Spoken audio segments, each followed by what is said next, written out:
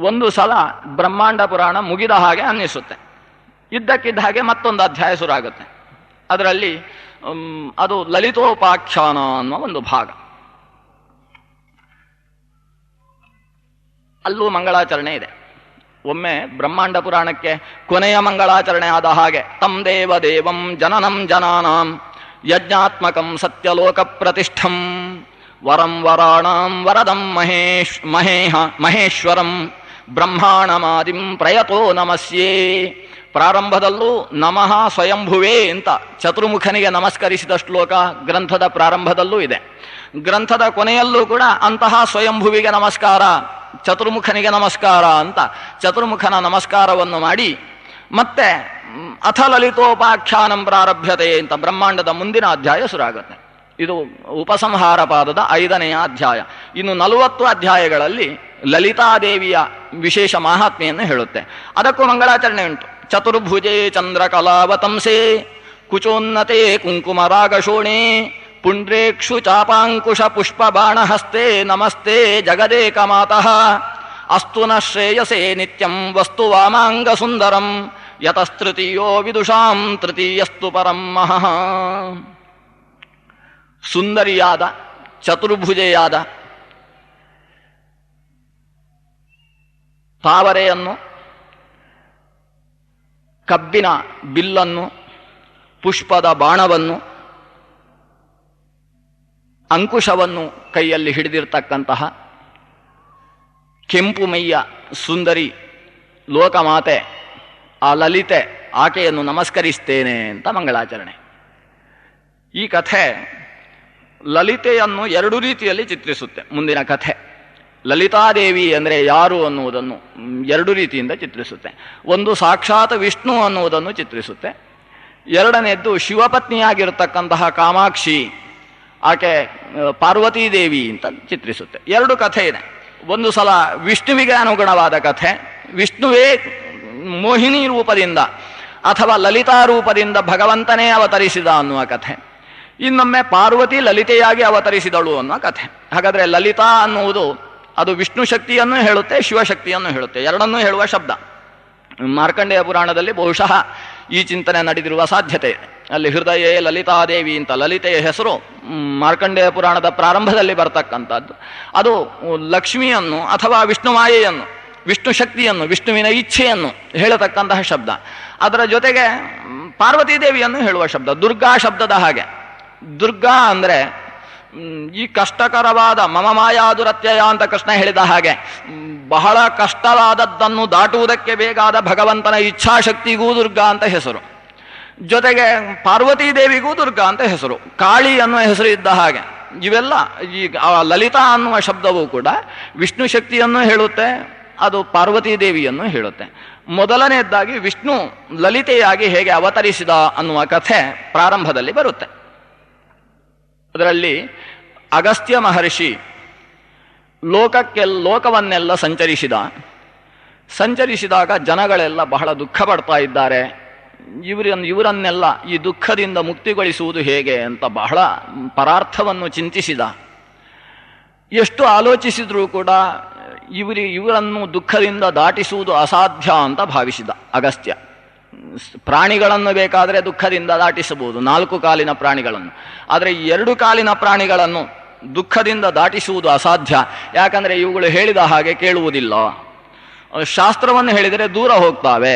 ಆದ್ದರಿಂದ ಇವರನ್ನೆಲ್ಲ ದುಃಖದಿಂದ ದಾಟಿಸುವ ಬಗೆ ಹೇಗೆ ಅಂತ ಭಾರೀ ಆಲೋಚನೆ ಮಾಡಿದ ಅಗಸ್ತ್ಯ.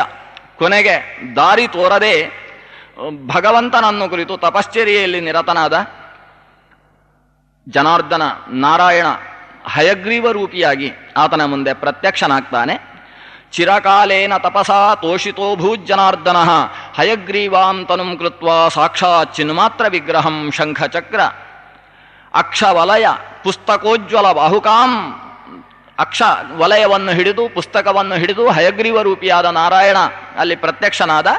ಅವನ ಹತ್ರ ಅಗಸ್ತ್ಯ ಪ್ರಶ್ನೆ ಮಾಡಿದ, ಕೇನೋಪಾಯೇನ ಮುಕ್ತಾಸ್ಯುಹು ಏತನಮೇ ವಕ್ತುಮರ್ಹತಿ ಯದಿ ತುಷ್ಟೋಸಿ ಭಗವನ್ ಇಮೇ ಪಾಮರ ಜಂತವಃ ಕೇನೋಪಾಯೇನ ಮುಕ್ತಾಸ್ಯುಹು.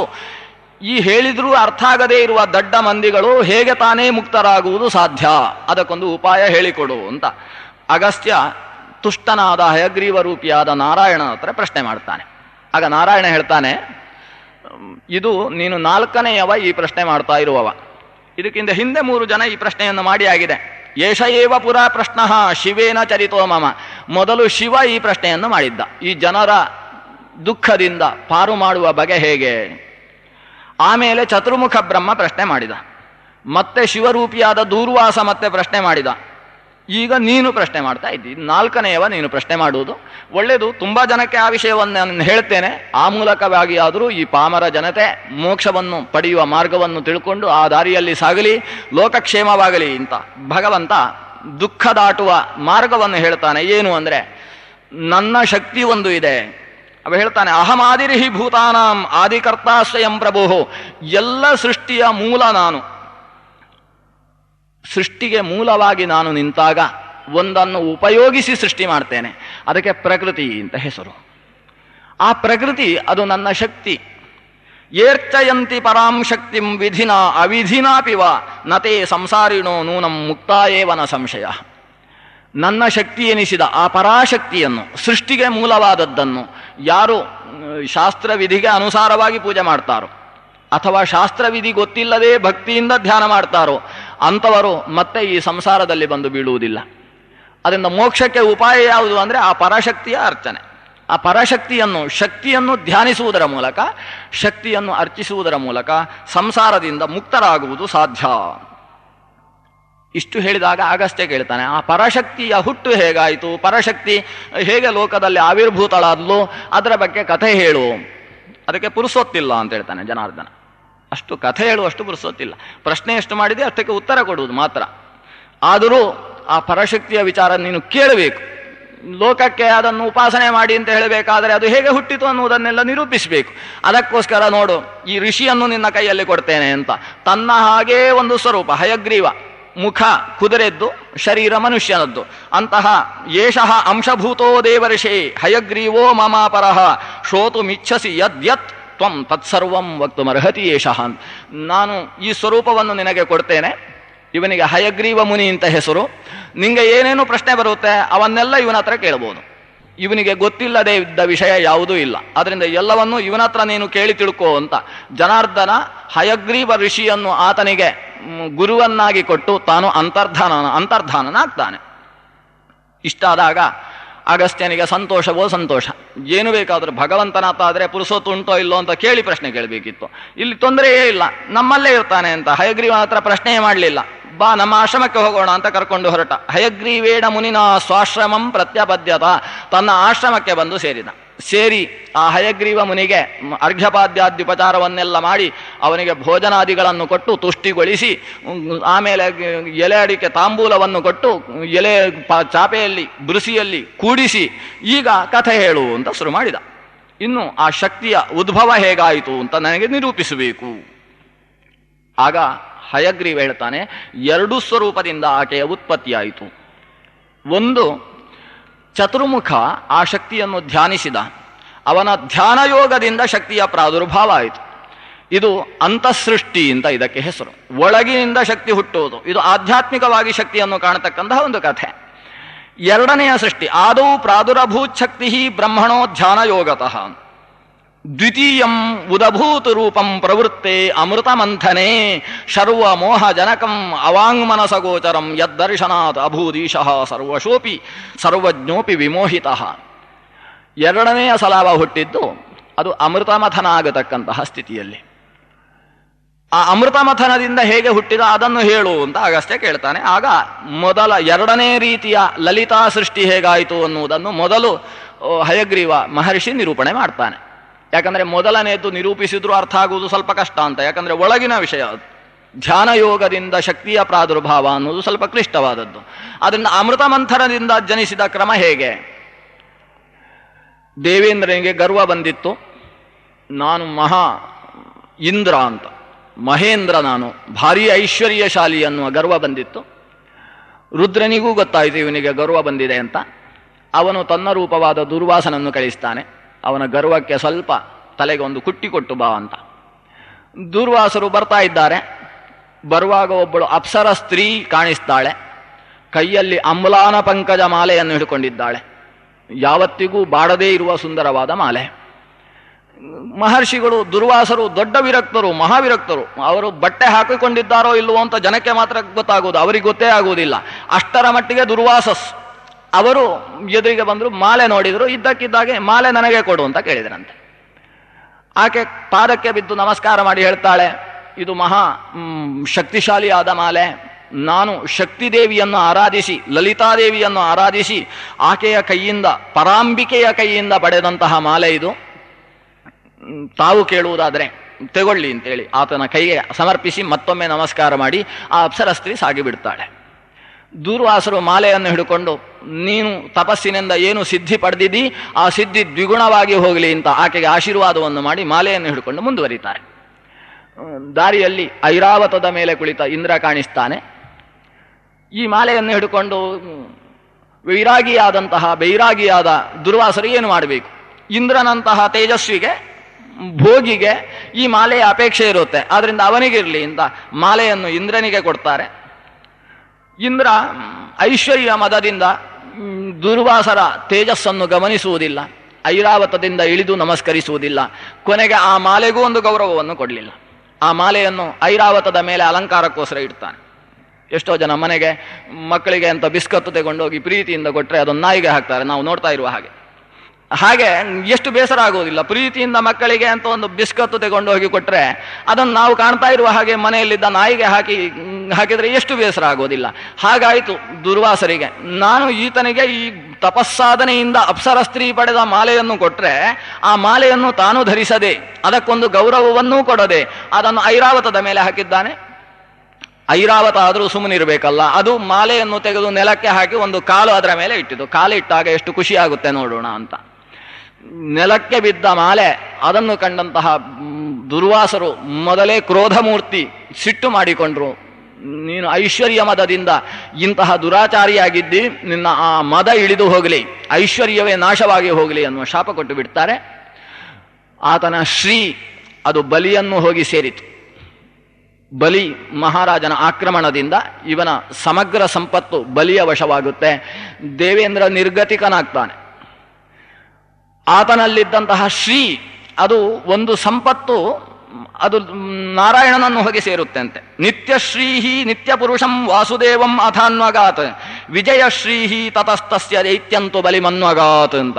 ಆತನಲ್ಲಿ ಸಂಪತ್ತಿನ ಸ್ವರೂಪದಲ್ಲಿ ನಿಂತಿದ್ದಂತಹ ಲಕ್ಷ್ಮೀದೇವಿ ಆಕೆ ವಾಸುದೇವನಲ್ಲಿ ಹೋಗಿ ಸೇರಿಕೊಂಡ್ಳು.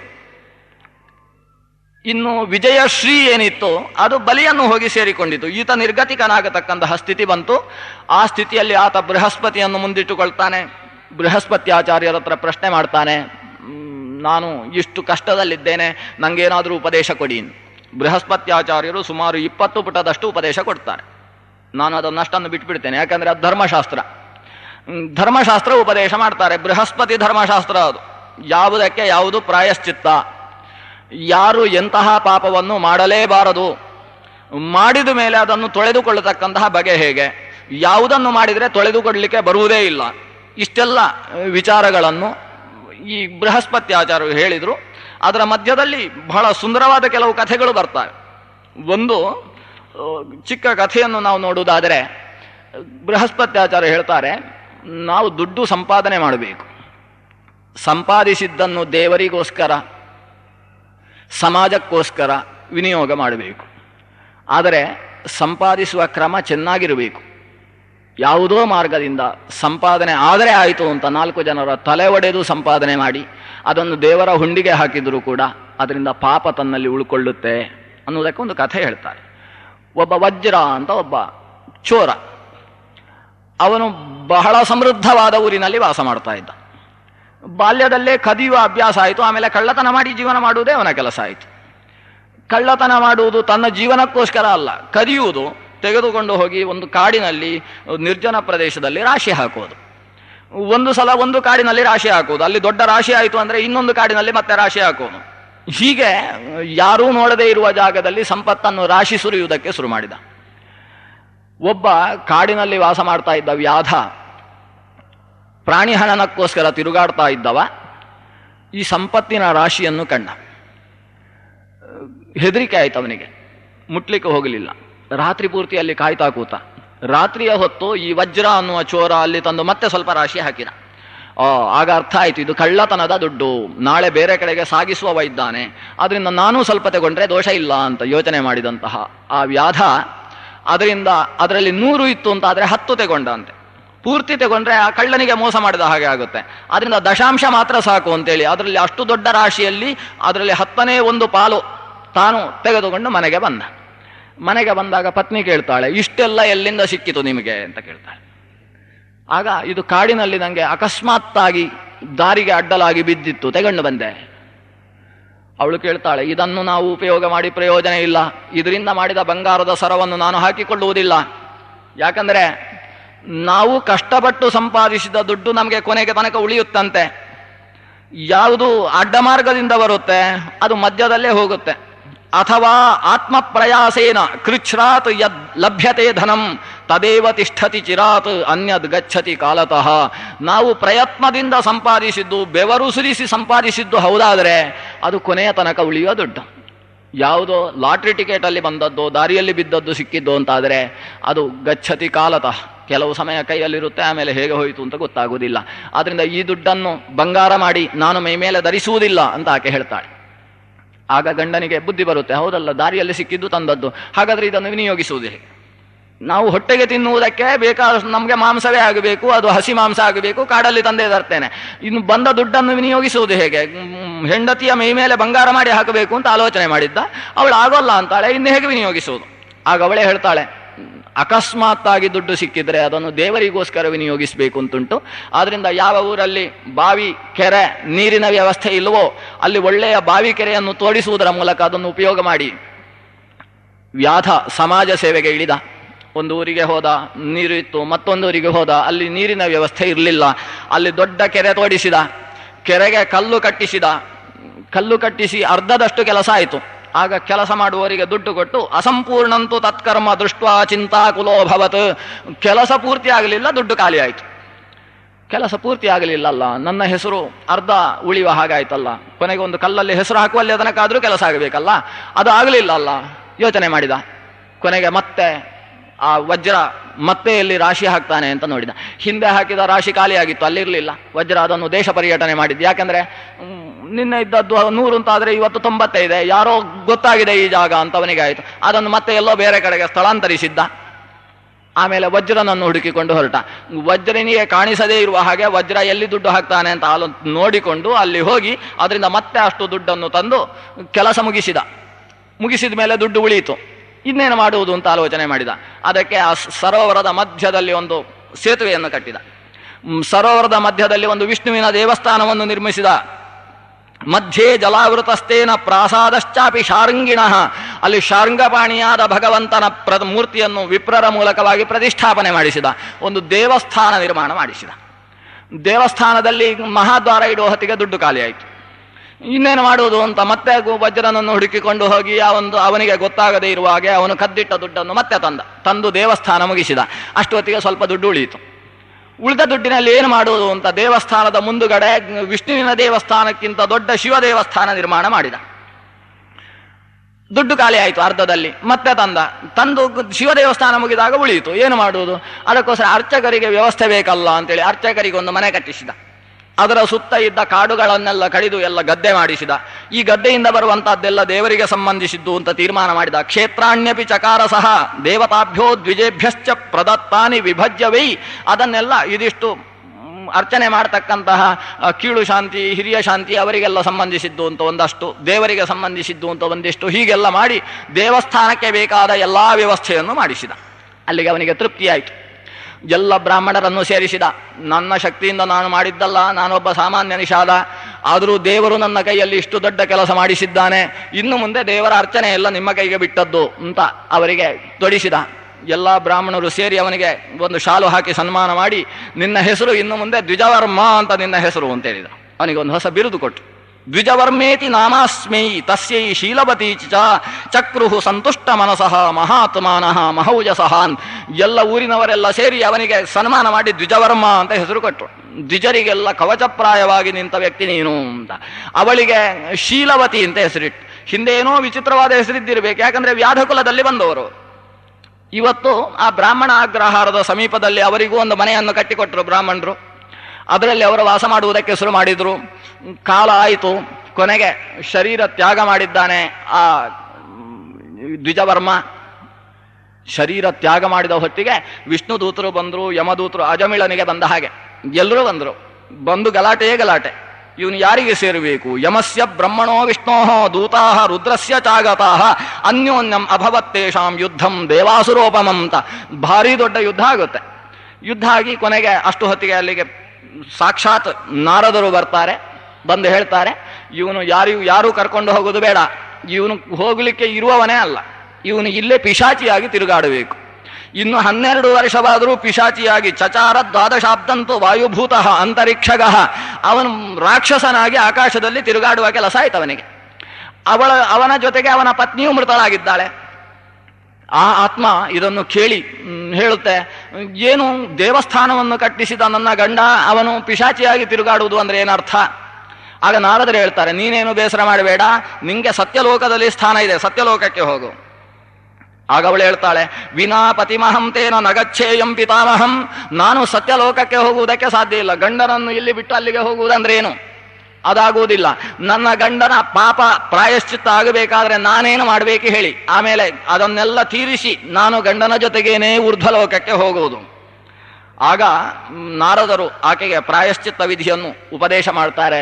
ನಿರಾಹಾರಳಾಗಿ ಕೂತು ಇಂಥ ಜಪಗಳನ್ನು ಮಾಡು, ಇಂಥ ಕ್ಷೇತ್ರದಲ್ಲಿ ಹೋಗಿ ಸ್ನಾನ ಮಾಡು, ನಿನಗೆ ಈ ಶರೀರ ಕೊಡ್ತೇನೆ, ಭೋಗಾತ್ಮಕಂ ಶರೀರಂತೂ ಒಂದು ಶರೀರವನ್ನು ನಾರದರು ದಯಪಾಲಿಸ್ತಾರೆ. ಆ ಶರೀರದ ಮೂಲಕವಾಗಿ ಆಕೆ ಕರ್ಮಾಚರಣೆಯನ್ನು ಮಾಡಿಕೊಂಡು ಕೂಡ್ತಾಳೆ. ಹೀಗೆ ದೇವಸ್ಥಾನ ಕಟ್ಟಿಸಿದ್ರೂ ಕೂಡ ಅವನಿಗೆ ಪಿಶಾಚಿಯಾಗಿ ತಿರುಗತಕ್ಕಂತಹ ಸ್ಥಿತಿ ಬಂತು. ಇದಕ್ಕೆ ಕಾರಣ ಕಳ್ಳತನದಿಂದ ಬಂದಂತಹ ದುಡ್ಡನ್ನು ಅವ ಈ ರೀತಿ ಉಪಯೋಗಿಸಿದ್ದು. ಕಳ್ಳತನದ ದುಡ್ಡನ್ನು ಹೇಗೆ ಉಪಯೋಗಿಸಿದರೂ ಕೂಡ ಅದಕ್ಕೆ ಇಷ್ಟು ಫಲ. ಆದರೆ ಆನಂತರದಲ್ಲಿ ಅವ ಈ 12 ವರ್ಷದ ಜೀವನವನ್ನು ದಾಟಿದ ಮೇಲೆ ಸತ್ಯಲೋಕೇ ವಿರಾಜತೆ, ಆಮೇಲೆ ಅವನಿಗೆ ಸತ್ಯಲೋಕದ ಸ್ಥಾನ ಇದೆ. ಅದೇ ದುಡ್ಡನ್ನು ತನ್ನ ಜೀವನಕ್ಕೋಸ್ಕರ ಉಪಯೋಗಿಸಿದ್ದ ಅಂತಾದರೆ ದೊಡ್ಡ ಅನರ್ಥದ ಕೂಪದಲ್ಲಿ ಆತ ಬೀಳ್ತಾ ಇದ್ದ. ಆಮೇಲೆ ಆ ವಜ್ರನೂ ಸತ್ತ ಅಂತೆ. ವಜ್ರ ಸತ್ತ ಮೇಲೆ ಅವನನ್ನು ಯಮದೂತರು ಕರ್ಕೊಂಡು ಹೋದ್ರು. ಯಮ ಕೇಳ್ತಾನೆ, ನೀನು ಭಾರಿ ಪುಣ್ಯ ಮಾಡಿದ್ದಿ, ಪುಣ್ಯದ ಫಲ ಮೊದಲು ಅನುಭವಿಸುತ್ತೋ ಪಾಪದ ಫಲ ಮೊದಲು ಅನುಭವಿಸ್ತೀಯೋ ಅಂತ ಕೇಳಿದರು. ಅದಕ್ಕೆ ಪುಣ್ಯದ ಫಲ ಮೊದಲು ಅನುಭವಿಸ್ತೇನೆ, ಹಾಗಾದರೆ ದೇವಲೋಕಕ್ಕೆ ಹೋಗಿ 12 ವರ್ಷ ವಾಸ ಮಾಡು ಅಂತ ಹೇಳಿದ್ರಂತೆ. ಅವನಿಗೆ ಆಶ್ಚರ್ಯ, ನಾನೇನು ಪುಣ್ಯ ಮಾಡಿದ್ದೇನೆ ಹೇಳಿ? ಭಾರಿ ನಿಮ್ದು ಲೆಕ್ಕಾಚಾರ ತಪ್ಪಾಗಿರಬೇಕು, ನನ್ನನ್ನು ದೇವಲೋಕಕ್ಕೆ ಹೋಗಿ ಅಂತೀರಲ್ಲ ಅಂತ. ಆಗ ಯಮ ಹೇಳ್ತಾನಂತೆ, ನೀನು ಸಂಪಾದಿಸಿದ ದುಡ್ಡಿನಲ್ಲಿ ಒಂದು ದೇವಸ್ಥಾನ ಆಗಿದೆ, ಆದ್ರಿಂದ ನಿನಗೆ ಸ್ವಲ್ಪ ಪುಣ್ಯ ಬಂದಿದೆ, ಆದ್ರಿಂದ ನೀನು ಸ್ವರ್ಗಲೋಕಕ್ಕೆ 12 ವರ್ಷ ಹೋಗಿ ಅನುಭವಿಸಿ ಆಮೇಲೆ ಮತ್ತೆ ಬಾ, ಆಮೇಲೆ ಏಳಲಿಕ್ಕೆ ಇಲ್ಲ, ಆಮೇಲೆ ಬಿದ್ದರೆ ಮತ್ತೆ ಏಳುವುದೇ ಇಲ್ಲ, ಅಂತಹ ನರಕ ಇದೆ. ಆದರೆ ಆ ಪುಣ್ಯದ ಫಲವನ್ನಂತೂ ಅನುಭವಿಸಿ ಬಾ ಅಂತ.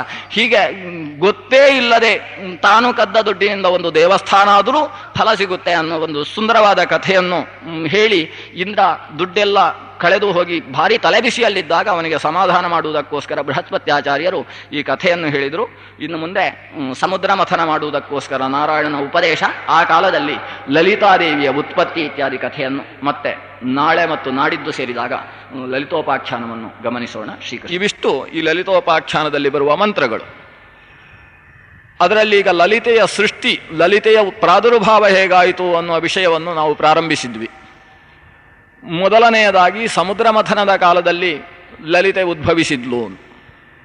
ಆಗ ಸಮುದ್ರ ಮಥನದ ವಿಷಯವನ್ನು ಪೂರ್ತಿ ವಿಸ್ತಾರವಾಗಿ ಈ ಲಲಿತೋಪಾಖ್ಯಾನದ 2 ಅಧ್ಯಾಯಗಳು ನಿರೂಪಿಸ್ತವೆ. ಸಮುದ್ರ ಮಥನ ಮಾಡಬೇಕಾದ ಅವಶ್ಯಕತೆ ಏನು ಅನ್ನುವುದಕ್ಕೆ ನಿನ್ನೆ ಕಥೆಯನ್ನು ಹೇಳಿತ್ತು. ಇಂದ್ರನ ಗರ್ವ, ದುರ್ವಾಸರ ಸಿಟ್ಟು, ಆತನ ರಾಜ್ಯಶ್ರೀ ಬಲಿ ಮಹಾರಾಜನನ್ನು ಸೇರುತ್ತೆ, ಬಲಿ ಇಂದ್ರನಾಗಿ ಕೊಡ್ತಾನೆ. ನಿರ್ಗತಿಕನಾದಂತಹ ಇಂದ್ರ ಬೃಹಸ್ಪತ್ಯಾಚಾರ್ಯರಲ್ಲಿ ಪಟ್ಟಾಂಗ ಹೊಡಿತಾ ಕೊಡ್ತಾನೆ. ನಾನಾ ರೀತಿಯ ಧರ್ಮಗಳ ಬಗ್ಗೆ ಪ್ರಶ್ನೆ ಮಾಡ್ತಾನೆ. ಬೃಹಸ್ಪತ್ಯಾಚಾರ್ಯರು ದಾನ, ಮಾಂಸಭಕ್ಷಣೆ, ಸುರಾಪಾನ ಇತ್ಯಾದಿ ವಿಷಯಗಳ ಬಗ್ಗೆ ಭಾರೀ ವಿಚಾರಗಳನ್ನು ಹೇಳ್ತಾರೆ.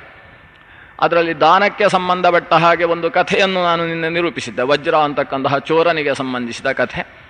ಅಂತೂ ಚೌರ್ಯವನ್ನು ಮಾಡಿದರೂ ಕೂಡ, ಚೋರತನದಿಂದ ಆತ ದುಡ್ಡನ್ನು ಸಂಪಾದಿಸಿದ್ರೂ ಕೂಡ, ಡಕಾಯಿತನಾಗಿ ದುಡ್ಡು ಸಂಪಾದಿಸಿದ್ರೂ ಕೂಡ ಸ್ವಲ್ಪ ಪುಣ್ಯ ಸಂಪಾದನೆ ಮಾಡಿದ. ಆ ಪುಣ್ಯಕ್ಕೆ ಕಾರಣ ಏನು ಅಂದರೆ, ಅವನು ಕದ್ದಿರಿಸಿದ ದುಡ್ಡನ್ನು ಮತ್ತೊಬ್ಬ ಕದ್ದು ಅದನ್ನು ಒಳ್ಳೆಯ ಕಾರ್ಯಗಳಿಗೋಸ್ಕರ ವಿನಿಯೋಗಿಸಿದ. ಕದ್ದು ವಿನಿಯೋಗಿಸಿದ್ರಿಂದ ಅವನಿಗೂ ಪಾಪ ಬಂತು ಸ್ವಲ್ಪ. ಅದು ಯಾವ ಪಾಪ ಅಂತೇಳಿದರೆ ವಿನಿಯೋಗಿಸಿದ್ರಿಂದ ಬಂದ ಪಾಪ ಅಲ್ಲ, ಇವನು ಕದ್ದ ದ್ರವ್ಯವನ್ನು ತಾನು ಕದ್ದದ್ರಿಂದ ಬಂದ ಪಾಪ. ಕದ್ದು ವಿನಿಯೋಗಿಸಿದ್ದಕ್ಕೆ ಪುಣ್ಯ ಬಂತು, ಒಳ್ಳೆಯ ರೀತಿಯಿಂದ ವಿನಿಯೋಗಿಸಿದ್ರಿಂದ ಪುಣ್ಯ ಬಂತು. ಅದಕ್ಕೋಸ್ಕರ ಅವನು 12 ವರ್ಷದ ತನಕ ಬ್ರಹ್ಮಪಿಶಾಚಿಯಾಗಿ ವಾಸ ಮಾಡಿಕೊಂಡು ಆನಂತರ ತನ್ನ ಪತ್ನಿ ಮಾಡಿದ ಅನೇಕ ಪ್ರಾಯಶ್ಚಿತ್ತ ಕರ್ಮಗಳಿಂದ ಅವ ಶ್ರೇಷ್ಠ ಲೋಕವನ್ನು ಹೋಗಿ ಸೇರಿದ ಅನ್ನುವ ಒಂದು ವಜ್ರ ಅನ್ನುವ ಚೋರನ ಕಥೆ. ಅವನು ಆ ವಜ್ರ ಚೋರ ಕದ್ದು ಸಂಪಾದಿಸಿದ ದುಡ್ಡನ್ನು ಕೊನೆಗೆ ದ್ವಿಜವರ್ಮ ಅಂತ ಹೆಸರು ಪಡೆದ ಒಬ್ಬ ವ್ಯಕ್ತಿ ವಿನಿಯೋಗಿಸಿ ದೊಡ್ಡ ರಾಜ್ಯವನ್ನೇ ನಿರ್ಮಾಣ ಮಾಡಿದ, ಒಂದು ಒಳ್ಳೆಯ ದೇವಸ್ಥಾನವನ್ನು ನಿರ್ಮಾಣ ಮಾಡಿದ, ಅದರ ಒಂದು ಅಗ್ರಹಾರವನ್ನೇ ನಿರ್ಮಾಣ ಮಾಡಿದ. ಆ ಅಗ್ರಹಾರಕ್ಕೆ ಒಂದು ಹೆಸರಾಯಿತಂತೆ, ದೇವರಾತಪುರ ಅಂತ. ಇವತ್ತಿಗೂ ಕೂಡ ಭಾರತದಲ್ಲಿ ದೇವರಾತಪುರ ಅನ್ನೋದು ಪ್ರಸಿದ್ಧವಾಗಿ ಇದೆ, ಒಂದು ಪುಣ್ಯಕ್ಷೇತ್ರವಾಗಿ ನಿಂತಿದೆ ಅಂತ ಬ್ರಹ್ಮಾಂಡ ಪುರಾಣ ಹೇಳುತ್ತೆ. ಭಾರತದ ಕ್ಷೇತ್ರಯಾತ್ರೆ ಮಾಡುವವರು ದೇವರಾತಪುರಕ್ಕೆ ಹೋಗಿ ಬರ್ಬೋದು. ಆದರೆ ಅದರ ಹೆಸರು ದೇವರಾತ ಅಂತಲೇ ಇರುತ್ತೆ ಅಂತ ನಿಶ್ಚಯ ಇಲ್ಲ ಮಾತ್ರ. ಅದು ದೇವರಾತಪುರ ಹೋಗಿ ಇವತ್ತು ದೇವರಾತ ಆಗಿ ಏನೋ ಆಗಿರುವ ಸಾಧ್ಯತೆ ಇದೆ. ಲವಪುರ ಅಂತಿದ್ದದ್ದು ಲಾಹೋರ್ ಆಯಿತು, ಯಾರಿಗೂ ಅರ್ಥವೇ ಆಗದೇ ಇರುವ ಹೆಸರು. ಲಕ್ಷ್ಮಣಪುರ ಅನ್ನೋದು ಲಕ್ನೋ ಆಯ್ತಲ್ಲ. ಹಾಗೆ ಔರ್ವ ಮಹರ್ಷಿಗಳು ಬಂದದ್ದು ಉರ್ವ ಸ್ಟೋರ್ಸ್ ಆಯಿತು, ಉರ್ವ ಅಂತ ಆಗಲಿಲ್ವೇ. ಕೆಲವೆಲ್ಲ ಯಾವುದಕ್ಕೆ ಏನು ಅಂತ ಸಂಬಂಧ ಸಿಗದೇ ಇರುವ ರೀತಿಯಲ್ಲಿ ವ್ಯತ್ಯಾಸ ಆಗಿಬಿಡುತ್ತೆ. ಅಂತೂ ದೇವರಾತಪುರ ಅನ್ನುವ ಈ ದ್ವಿಜವರ್ಮ ನಿರ್ಮಿಸಿದ ದೇವಸ್ಥಾನದ ಆ ಕ್ಷೇತ್ರ ಇವತ್ತಿಗೂ ಕೂಡ ಭಾರತದಲ್ಲಿದೆ ಅನ್ನುವುದನ್ನು ಪುರಾಣ ನಿರೂಪಿಸುತ್ತೆ. ಇನ್ನು ಅನೇಕ ವಿಷಯಗಳು, ಪ್ರಾಯಶ್ಚಿತ್ತ, ಮದ್ಯಪಾನದ ಬಗ್ಗೆ ಹೇಳುವಾಗ ಒಂದು ವಿಷಯ ಹೇಳುತ್ತಾರೆ. ಮದ್ಯಪಾನ ಮಾಡುವುದು ತೀರಾ ನಿಷಿದ್ಧ ಅಂತ ಹೇಳಿ ಕೊನೆಗೆ ಕುಡಿಬಹುದಂತೆ ಮದ್ಯ. ಹೇಗೆ ಅಂದರೆ ಶಕ್ತಿಯನ್ನು ಆರಾಧಿಸಿ ಮದ್ಯಪಾನ ಮಾಡಿದರೆ ದೋಷ ಆಗುವುದಿಲ್ಲಂತೆ. ಅನಭ್ಯರ್ಚ್ಯ ಪರಾಂ ಶಕ್ತಿಂ ಪಿಬೇತು ಮದ್ಯಂತು ಯೋ ಅಧಮಃ ರೌರವೇ ನರಕೆ ಅಬ್ದಂತು ನಿವಸೇತು ಬಿಂದು ಸಂಖ್ಯೆಯ ಅಂತ. ಎಷ್ಟು ಬಿಂದು ಮದ್ಯಪಾನ ಮಾಡಿದ್ದಾನೋ ಅಷ್ಟು ಬಿಂದು ವರ್ಷಗಳ ತನಕ ಅವ ರೌರವ ನರಕದಲ್ಲಿ ಕೊಳಿಬೇಕಾಗುತ್ತೆ. ಅದರಿಂದ ಮದ್ಯಪಾನ ಮಾಡಬಾರ್ದು. ಅದರ ಜೊತೆಗೆ ಒಂದು ವಿಷಯ ಹೇಳ್ತಾರೆ, ಮದ್ಯಪಾನ ಮಾಡಬಹುದಂತೆ. ಅದು ಶಕ್ತಿಯನ್ನು ಪೂಜಿಸಿ ದೇವರನ್ನು ಮದ್ಯದಿಂದ ಪೂಜೆ ಮಾಡಿ ದೇವರಿಗೆ ನೈವೇದ್ಯ ಮಾಡಿ ಅದನ್ನು ಕುಡಿದ್ರೆ ರೌರವದಲ್ಲಿ ಕೊಳೆಯುವ ಕೆಲಸ ಇಲ್ಲ. ಆದರೆ ದೇವರಿಗೆ ನೈವೇದ್ಯ ಮಾಡದೆ ಅನಭ್ಯರ್ಚ್ಯ ಪರಾಂಶಕ್ತಿ ಅಂತ ಅದನ್ನು ಪೂಜೆ ಮಾಡದೇ ಸ್ವೀಕರಿಸಿದರೆ ದೋಷ ಬರುತ್ತೆ. ಅದರಲ್ಲಿ ಪೂಜೆ ಮಾಡಿಯೂ ಕೂಡ ಕೆಲವರು ಸ್ವೀಕರಿಸಬಾರದು ಅಂತ ಹೇಳ್ತಾರೆ. ಇಲ್ಲಿ ಕೆಲವರು ಅಂತೇಳಿದರೆ ಬ್ರಾಹ್ಮಣರಿಗೂ ಕೂಡ ಮದ್ಯಪಾನ ಮಾಡುವುದಕ್ಕೆ ಅವಕಾಶ ಇದೆ ಅಂತಾಯಿತು. ಆದರೆ ಸ್ಮೃತಿಕಾರರು ಕಲಿಯುಗದಲ್ಲಿ ಅದು ಸಂಪೂರ್ಣ ನಿಷಿದ್ಧ ಅಂತ ಹೇಳಿಬಿಟ್ರು. ಕಲಿಯುಗದಲ್ಲಿ ಅದಕ್ಕೂ ಅವಕಾಶ ಕೊಡಲಿಲ್ಲ. ಹಿಂದಿನ ಕಾಲದಲ್ಲಿ ಸಂಪೂರ್ಣ ಮದ್ಯಪಾನ ನಿಷೇಧ ಅನ್ನೋದು ಇರಲಿಲ್ಲ. ಯಾಕಂದರೆ ಮದ್ಯಪಾನ ಸಂಪೂರ್ಣ ನಿಷೇಧ ಮಾಡಿದರೆ ಮನೆ ಮನೆಯಲ್ಲಿ ಕಳ್ಳಬಟ್ಟಿ ಶುರುವಾಗುತ್ತೆ. ಅಂದರೆ ಕೆಲವನ್ನೆಲ್ಲ ಸಂಪೂರ್ಣ ನಿಷೇಧ ಮಾಡುವ ಹಾಗೆ ಇಲ್ಲ, ಅದು ಬೇಕು. ಆದರೆ ಅದಕ್ಕೊಂದು ನಿಯಮ ಬೇಕು. ವ್ಯವಸ್ಥಿತಿಸ್ತೇಷು ವಿವಾಹ ಯಜ್ಞ ಸುರಾಗ್ರಹೀರಾಸು ನಿವೃತ್ತಿರಿಷ್ಟ ಅಂತ ಭಾಗವತವು ಹೇಳುತ್ತೆ. ಮನುಸ್ಮೃತಿಯಲ್ಲೂ ಆ ವಿಷಯವನ್ನೇ ಹೇಳ್ತಾರೆ. ಅದು ಮದ್ಯಪಾನಕ್ಕೆ ಸಂಪೂರ್ಣ ನಿಷೇಧ ಇಲ್ಲ. ಮತ್ತೇನೆಂದರೆ ವ್ಯವಸ್ಥೆ. ಏನು ವ್ಯವಸ್ಥೆ? ಮದ್ಯಪಾನ ಮಾಡಲೇಬೇಕು, ಅದಕ್ಕೊಂದು ವ್ಯವಸ್ಥೆ. ಇಂಥ ನಿಯಮ ಈಗ ಮಾತ್ರ ಮಾಡ್ಬೋದು. ಯಾವಾಗ ಅಂದರೆ ಒಂದು ಯಜ್ಞದಲ್ಲಿ ದೇವತೆಗಳಿಗೆ ಆಹುತಿಯನ್ನು ಕೊಟ್ಟು ಉಳಿದ ಮದ್ಯ ಸದೃಶ, ಅದಕ್ಕೆ ಮದ್ಯ ಅಂತ ಹೆಸರಿಲ್ಲ, ಅದೊಂದು ರಸ, ಯಾಗದಲ್ಲಿ ಉಳಿದ ಆಸವ, ಆ ಆಸವದ ಪಾನವನ್ನು ಮಾಡ್ಬೋದು. ಅದು ಯಜ್ಞಕ್ಕೆ ಸಂಬಂಧಿಸಿದ್ದು. ಸ್ವಾದಿಷ್ಠಯ ಮದಿಷ್ಠಯ ಪವಸ್ವ ಸೋಮಧಾರಯ ಅಂತ. ಆ ಸೋಮಧಾರೆ ಒಂದು ಲತೆಯನ್ನು ಗುದ್ದಿ ಅದನ್ನು ಹಿಂಡಿ ಆ ಧಾರೆಯನ್ನು ಇಳಿಸಬೇಕು. ಅದು ಸ್ವಾದಿಷ್ಠ, ಅತ್ಯಂತ ರುಚಿಯಾಗಿರುತ್ತೆ. ಮದಿಷ್ಠ, ಸ್ವಲ್ಪ ಕುಡಿದ್ರೆ ತಲೆ ಸ್ವಲ್ಪ ಆ ಕಡೆ ಈ ಕಡೆ ಹಾರಾಡುತ್ತೆ. ಅದನ್ನು ದೇವತೆಗಳಿಗೆ ಕೊಟ್ಟು ಉಳಿದದ್ದನ್ನು ಪ್ರಸಾದ ಅಂತ ಸ್ವಲ್ಪ ಭಕ್ಷಣೆ ಮಾಡೋದು. ಮಾಂಸ ಭಕ್ಷಣೆಗೂ ಅವಕಾಶ ಇತ್ತು. ಪಶುಬಲಿಯನ್ನು ಯಜ್ಞದಲ್ಲಿ ಕೊಟ್ಟು ಉಳಿದದ್ದು ಪ್ರಸಾದ ಅಂತ ಕಿಂಚಿತ್ತು ಸ್ವೀಕರಿಸುವುದು. ಹೀಗೆ ಆಮಿಷಕ್ಕೂ ಸುರಾಗ್ರಹಕ್ಕೂ ಸ್ವಲ್ಪ ಅವಕಾಶ ಇತ್ತು. ಆದರೆ ಕಲಿಯುಗದಲ್ಲಿ ಜನ ವ್ಯತ್ಯಾಸ ಮಾಡುವುದಕ್ಕೆ ಶುರು ಮಾಡಿದರು. ಕುಡಿಬೇಕು ಅಂತ ಅನ್ನಿಸಿದಾಗ ಹೋಮ ಶುರು ಮಾಡೋದು. ಇವತ್ತು 4 ಆಹುತಿ ಕೊಡುವುದು, ನಾಳೆ ಉಳಿಸಿಕೊಳ್ಳುವುದು, ನಾಳೆಯೂ ಆಹುತಿ ಕೊಡುವುದು. ಇವತ್ತು ಆಹುತಿ ಕೊಟ್ಟಿತು ಅಂತ ಇವತ್ತು ಕುಡಿಯುವುದು, ನಾಳೆ ಆಹುತಿ ಕೊಟ್ಟಿತು ನಾಳೆಯೂ ಕುಡಿಯುವುದು. ಹೀಗೆ ಯಾಗ ಮಾಡಿತು ಅಂತ ಕುಡಿಯುವುದು ಒಂದು, ಕುಡಿಬೇಕು ಅಂತೇಳಿ ಯಾಗ ಮಾಡುವುದು ಇನ್ನೊಂದು. ಈ ಕ್ರಮದಿಂದ ಲೋಕದಲ್ಲಿ ಜನ ಕೆಟ್ಟದಾಗಿ ಅದನ್ನು ವಿನಿಯೋಗಿಸುವ ಸ್ಥಿತಿಯಲ್ಲಿ ಈ ದುರ್ಮನಸ್ಸಿನ ಮನುಷ್ಯರು ಕುಡಿಯುವುದೇ ಬಾರದು ಅಂತ. ಯಾಗದಲ್ಲಿ ಆದರೆ ಹೇಗೆ ಆಗಲಿ, ಮಾಂಸವನ್ನಾಗಲಿ, ಒಂದು ವೇಳೆ ಪಶುಬಲಿ ಕೊಡುವುದಾದರೆ ಪಿಷ್ಟದಿಂದ ಪಶುವನ್ನು ಮಾಡಿಕೊಡಲಿ, ನೇರವಾಗಿ ಪಶುಬಲಿ ಕೊಡುವಂತಹದ್ದು ನಿಷಿದ್ಧ ಅಂತ. ಯುಗಕ್ಕೆ ಸಂಬಂಧಿಸಿದ ಕೆಲವು ಧರ್ಮಗಳು ಬಂದು. ಇದು ಮೇಲಿನ ಯುಗಕ್ಕೆ ಸಂಬಂಧಿಸಿದ ವಿಷಯ. ಬ್ರಾಹ್ಮಣರು ದೇವತೆಗಳಿಗೆ ಕೊಟ್ಟು ಕುಡಿಬಹುದು. ಇನ್ನು ಸಾರ್ವಕಾಲಿಕವಾಗಿ ಒಂದು ವಿಷಯ ಹೇಳ್ತಾರೆ. ಭೋಗೇಚ್ಛಯಾತು ಯೋ ಮದ್ಯಂ ಪಿಬೇತ್ ಸ ಮಾನುಷಾಧಮಃ ಪ್ರಾಯಶ್ಚಿತ್ತಂ ನಚೈವಾಸ್ಯ ಶಿಲಾಗ್ನಿ ಪತನಾದ ಋತೆ. ದೇವರಿಗೆ ನೈವೇದ್ಯ ಮಾಡಿತು, ಯಜ್ಞದಲ್ಲಿ ಅವಶಿಷ್ಟ, ಇದನ್ನು ತ್ಯಾಗ ಮಾಡಬಾರದು ಅನ್ನೋ ದೃಷ್ಟಿಯಿಂದ ಕುಡಿಯುವುದು ಒಂದು. ಅಲ್ಲಿ ಭೋಗೇಚ್ಛೆ ಇಲ್ಲ, ಕೇವಲ ಖುಷಿ ಪಡಬೇಕು, ನಾನು ಹಾರಾಡಬೇಕು ಅಂತ ಭೋಗೇಚ್ಛೆಯಿಂದ ಯಾರಾದರೂ ಮದ್ಯಪಾನ ಮಾಡಿದ ಅಂತ ಆದರೆ ಆತನಿಗೆ ಪ್ರಾಯಶ್ಚಿತ್ತ ಅಂತ ಇಲ್ಲವೇ ಇಲ್ಲ ಅಂತ ಹೇಳ್ತಾರೆ ಬೃಹಸ್ಪತ್ಯಾಚಾರ್ಯರು. ಅವರಿಗೆ ಪ್ರಾಯಶ್ಚಿತ್ತ ಇಲ್ಲ. ಒಂದು ಪ್ರಾಯಶ್ಚಿತ್ತ ಅಂತ ಹೇಳುವುದಾದರೆ, ಒಂದೋ ಎತ್ತರದಿಂದ ಕೆಳಗೆ ಕಲ್ಲಿನ ಮೇಲೆ ಬೀಳಬೇಕವ, ಇಲ್ಲ ಬೆಂಕಿಯ ಮೇಲೆ ಹಾರಬೇಕು. ಹೀಗೆ ಶಿಲಾಗ್ನಿ ಪತನಾತ್ ಋತೆ ಪ್ರಾಯಶ್ಚಿತ್ತಂ ನಚೈವಾಸ್ಯ. ಅವನಿಗೆ ಪ್ರಾಣಾಂತವೇ ಪ್ರಾಯಶ್ಚಿತ್ತ, ಬೇರೆ ಪ್ರಾಯಶ್ಚಿತ್ತವೇ ಇಲ್ಲ. ಇದನ್ನು ಮನುವು ಹೇಳ್ತಾನೆ, ಶಂಖಲಿಖಿತರು ಹೇಳ್ತಾರೆ, ಎಲ್ಲ ಸ್ಮೃತಿಕಾರರು ಸಮಾನ. ಪವಮಾನ ಸೂಕ್ತ ಹೋಮದಲ್ಲಿ ಸುರಾಪಾನ ಸ್ವರ್ಣಸ್ತೆ ಯಾದೃಶಲಿ ಗಮನ ಮೇಥುನ ಸಂಗಮಾತ್ ಅಂತ ಪವಮಾನ ಹೋಮ ಮಾಡಿದರೆ ಸುರಾಪಾನದ ದೋಷವೂ ಹೋಗುತ್ತೆ ಅಂತ ಮೇಲ್ನೋಟಕ್ಕೆ ಕಾಣಿಸೋ ಮಾತುಗಳಿದ್ದಾವೆ. ಉಳಿದ ಸುರಾಪಾನಗಳು ಔಷಧಾರ್ಥಂ ಸುರಾಪಾನಂ ಅಂತ ಕೆಲವು ರೋಗಗಳ ಪರಿಹಾರಕ್ಕೋಸ್ಕರ ವೈದ್ಯರು ದಿವಸಕ್ಕೆ ಇಷ್ಟಿಷ್ಟು ಅರ್ಧ ಔನ್ಸು ತೆಗೊಳ್ಳಿ ನೀವು ಅದನ್ನು ಅಂತ, ಸ್ವಲ್ಪ ಎಣ್ಣೆಯನ್ನು ತೆಗೊಳ್ಳಿ ಶರೀರಕ್ಕೆ ಅಂತ ಹೇಳ್ತಾರೆ. ಆ ಸ್ಥಿತಿಯಲ್ಲಿ ಔಷಧಕ್ಕೋಸ್ಕರ ಕಿಂಚಿತ್ತು ಸ್ವೀಕರಿಸಿದ ದೋಷದ ಪರಿಹಾರಕ್ಕೋಸ್ಕರ ಪವಮಾನ ಸೂಕ್ತ ಹೋಮ. ಇನ್ನು ಕೆಲವು ಸುರಾಪಾನ ಸದೃಶವಾದ ದೋಷಗಳು ಅಂತ ಧರ್ಮಶಾಸ್ತ್ರಗಳು ಹೇಳ್ತಾವೆ.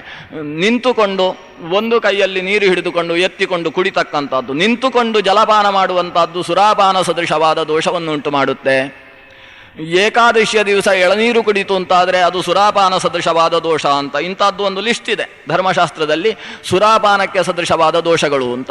ಅಂಥ ದೋಷಗಳು ನಡೆದ ಪಕ್ಷದಲ್ಲಿ ಅದರ ಪ್ರಾಯಶ್ಚಿತ್ತ ಪವಮಾನ ಸೂಕ್ತ ಹೋಮದಿಂದ ಆದೀತು.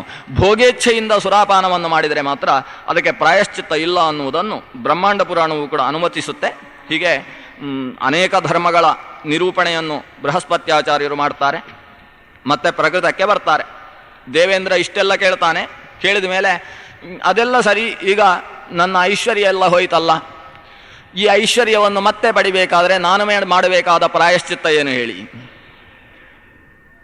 ಅದಕ್ಕೆ ಬೃಹಸ್ಪತ್ಯಾಚಾರ್ಯ ಹೇಳ್ತಾರೆ, ನೀನು ಐಶ್ವರ್ಯ ಮದದಿಂದ ಮತ್ತನಾಗಿದ್ದಿ, ನಿನ್ನ ಐಶ್ವರ್ಯ ಈಗ ದೂರ ಹೋಯಿತು. ದೂರ ಹೋದಾಗ ನನ್ನಲ್ಲಿ ಕೂತ್ಕೊಂಡು ಇಷ್ಟು ಮಾತಾಡಿದೆಯಲ್ಲ, ಇಷ್ಟು ವಿಷಯಗಳನ್ನು ಕೇಳಿದೆಯಲ್ಲ, ಇದರಿಂದ ನಿನ್ನ ಪಾಪ ಎಲ್ಲ ಹೋಯಿತು. ಗುರು ಸನ್ನಿಧಿಯಲ್ಲಿ ನಾನಾ ಶಾಸ್ತ್ರ ವಿಮರ್ಶೆಗಳನ್ನು ಮಾಡುವುದರಿಂದ ದೊಡ್ಡ ದೊಡ್ಡ ಅಹಂಕಾರದಿಂದ ಜನ್ಯವಾದ ದೋಷಗಳೆಲ್ಲ ಪರಿಹಾರವಾಗ್ತವೆ. ಈಗ ನೀನು ಶುದ್ಧನಾಗಿದ್ದೆ. ಇನ್ನು ನಿನ್ನ ಐಶ್ವರ್ಯವನ್ನು ನೀನು ಪುನಃ ಪಡಿಬೇಕಲ್ಲ, ಅದಕ್ಕೋಸ್ಕರ ನಾರಾಯಣನನ್ನು ಮೊರೆ ಹೊಂದು. ಇಷ್ಟು ಬೃಹಸ್ಪತ್ಯಾಚಾರ್ಯರು ಹೇಳಿದ್ದೇ ತಡ ದೇವೇಂದ್ರ ಗುರುಗಳಿಗೆ ನಮಸ್ಕರಿಸಿ ಅಲ್ಲಿಂದ ತಾನು ದೇವೇಂದ್ರನ ಚತುರ್ಮುಖನ ಸಮೀಪಕ್ಕೆ ಹೋಗಿ ಆತನ ಪಾದಕ್ಕೆ ಬಿದ್ದು ನನ್ನ ಐಶ್ವರ್ಯವನ್ನು ತಂದುಕೊಡುವುದಕ್ಕೆ ಬೇಕಾದ ವ್ಯವಸ್ಥೆಯನ್ನು ಮಾಡಬೇಕು ಅಂತ ಕೇಳಿಕೊಳ್ತಾನೆ. ಚತುರ್ಮುಖ ಭಗವಂತನ ಸನಿಹಕ್ಕೆ ಕರ್ಕೊಂಡು ಹೋಗ್ತಾನೆ. ಭಗವಂತ ಸಮುದ್ರ ಮಥನ ಮಾಡುವ ಹಾಗೆ ಉಪದೇಶ ಮಾಡ್ತಾನೆ. ಅಲ್ಲಿ ಬೇಕಾದ ಐಶ್ವರ್ಯಗಳೆಲ್ಲ ಪ್ರಾಪ್ತಿಯಾಗ್ತವೆ. ನನ್ನ ಕ್ಷೀರಸಾಗರವನ್ನು ಮಥನ ಮಾಡು ಅಂತ ಭಗವಂತ ಹೇಳ್ತಾನೆ. ಈ ಕ್ಷೀರಸಾಗರದಲ್ಲಿ ನಾನಾ ಅರಣ್ಯಗಳಲ್ಲಿ ಜಂಬೂದ್ವೀಪಕ್ಕೆ ಸಂಬಂಧಿಸಿದ ಅನೇಕ ಕಾಡುಗಳಲ್ಲಿ ಸಿಗುವ ನಾನಾ ರೀತಿಯ ಔಷಧಿಗಳನ್ನು ಈ ಕ್ಷೀರಸಾಗರಕ್ಕೆ ಹಾಕಿ ಮಂದರ ಪರ್ವತವನ್ನು ವಾಸುಕಿಯಿಂದ ಬಿಗಿದು ಮಥನ ಮಾಡಿ ಅಂತ ಭಗವಂತ ಆದೇಶಿಸ್ತಾನೆ. ಮಂದರ ಪರ್ವತ ಎಲ್ಲ ತರ್ತಾರೆ ಬಹಳ ಪ್ರಯಾಸಪಟ್ಟು. ಕೊನೆಗೆ ಸಮುದ್ರದಲ್ಲಿ ಮಂದರ ಪರ್ವತ ಹಾಕಿ ವಾಸುಕಿಯನ್ನು ಬಿಗಿದು ಮಥನ ಪ್ರಾರಂಭ ಆಗುತ್ತೆ. ಅದರ ತಲೆಯ ಭಾಗದಲ್ಲಿ ದೈತ್ಯರು ನಿಲ್ತಾರೆ. ಬಾಲದ ಭಾಗದಲ್ಲಿ ಸ್ವತಃ ಭಗವಂತನೇ ಮುಂದೆ ನಿಂತುಕೊಂಡು ದೇವತೆಗಳನ್ನು ನಿಲ್ಲಿಸಿಕೊಳ್ತಾನೆ. ತುಂಬ ವಿಸ್ತಾರ ಇದೆ. ಒಂದು ಸಲ ಈ ಕಡೆ ನಿಂತು ಆಮೇಲೆ ಆ ಕಡೆ ಹೋಗುವುದು ಎಲ್ಲ ಭಾಗವತದಲ್ಲಿ ವಿಸ್ತಾರವಾಗಿ ಬಂದಿದೆ. ಇಲ್ಲಿ ಸಂಕ್ಷೇಪವಾಗಿ ತಿಳ್ಕೊಂಡು ಬಿಡೋಣ. ಅಂತೂ ಮಥನ ಪ್ರಾರಂಭವಾಗುತ್ತೆ.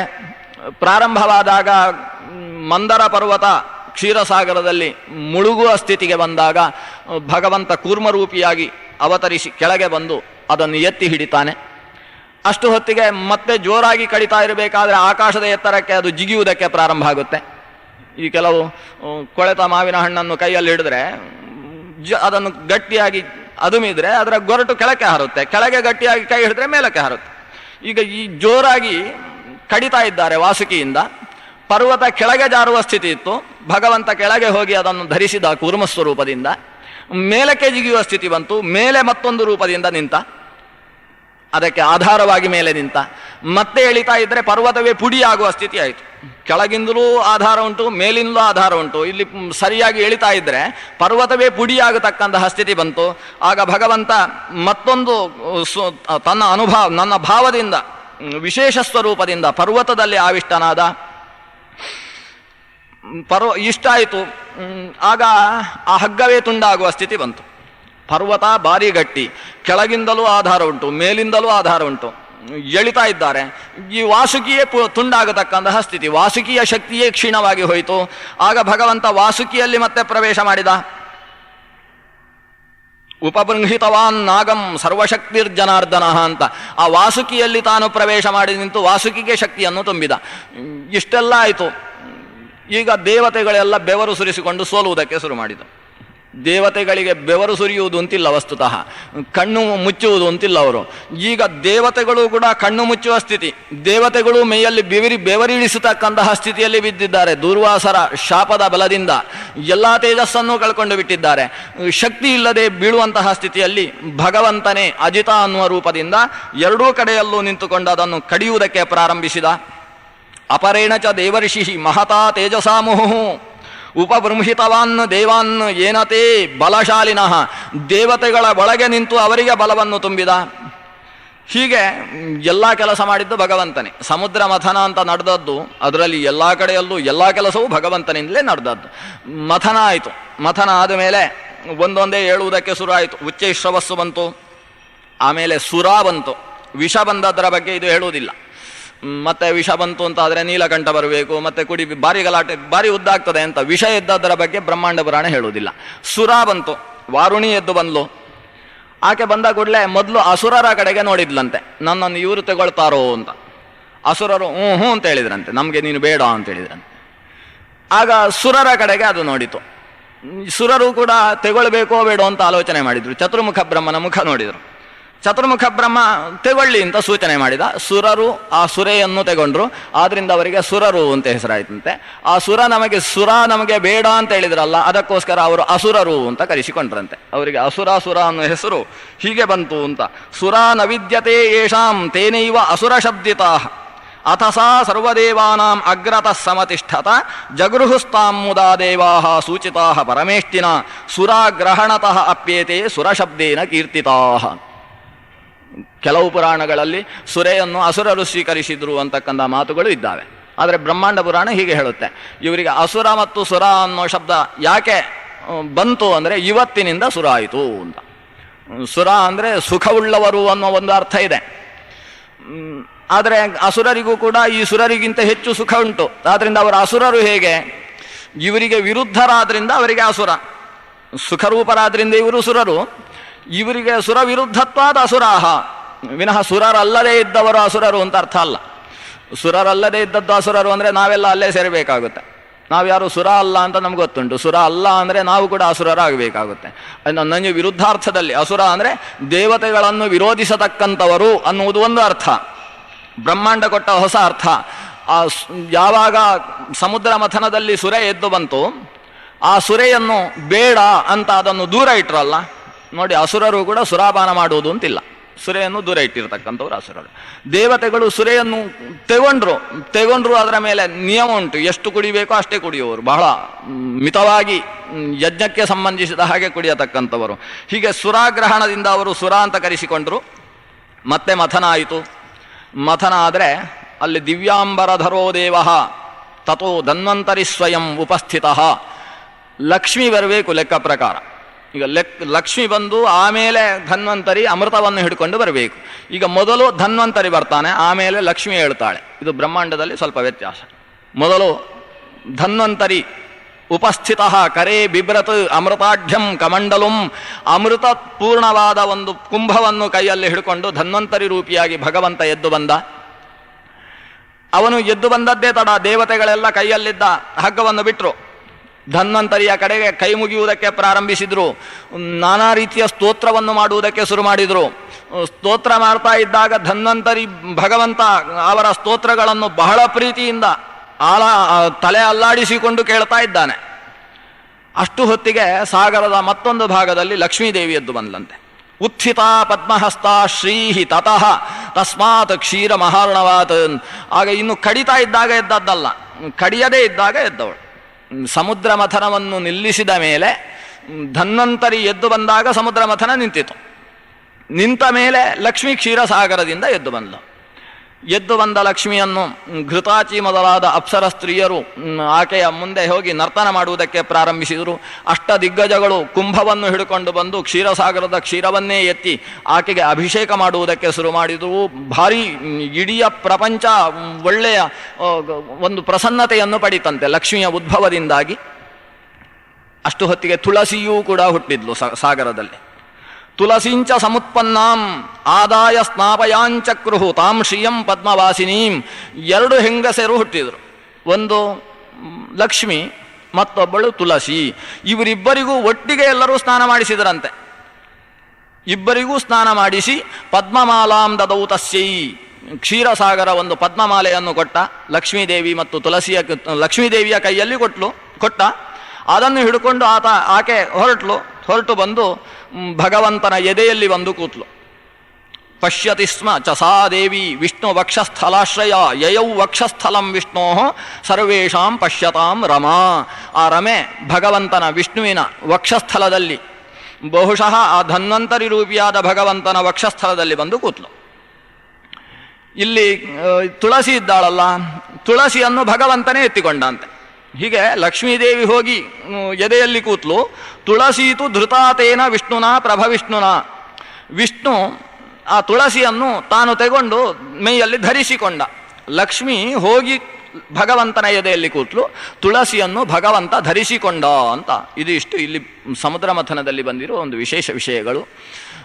ತುಳಸಿ ಹೇಗೆ ಹುಟ್ಟಿದ್ಲು ಅನ್ನುವುದು ನಾವು ಹೇಳುವ ಶ್ಲೋಕದಲ್ಲಿ ಪ್ರಸೀದ ತುಳಸೀದೇವಿ ಪ್ರಸೀದ ಹರಿವಲ್ಲಭೆ ಕ್ಷೀರೋದ ಮಥನೋದ್ಭೂತೆ ತುಳಸಿತ್ವಾಂ ನಮಾಮ್ಯಹಂ ಅಂತ. ತುಳಸಿಯನ್ನು ಕ್ಷೀರೋದ ಮಥನೋದ್ಭೂತ ಅಂತ ಹೇಳ್ತೇವೆ. ಅಂದರೆ ಕ್ಷೀರಸಾಗರದ ಮಥನದ ಕಾಲದಲ್ಲಿ ಜನಿಸಿದವಳು. ಇನ್ನೊಂದು, ತುಳಸಿಯನ್ನು ಕೀಳಬೇಕಾದ್ರೆ ಪ್ರಾರ್ಥನೆ ಮಾಡಿ ತುಳಸಿಯನ್ನು ಕೀಳಬೇಕು.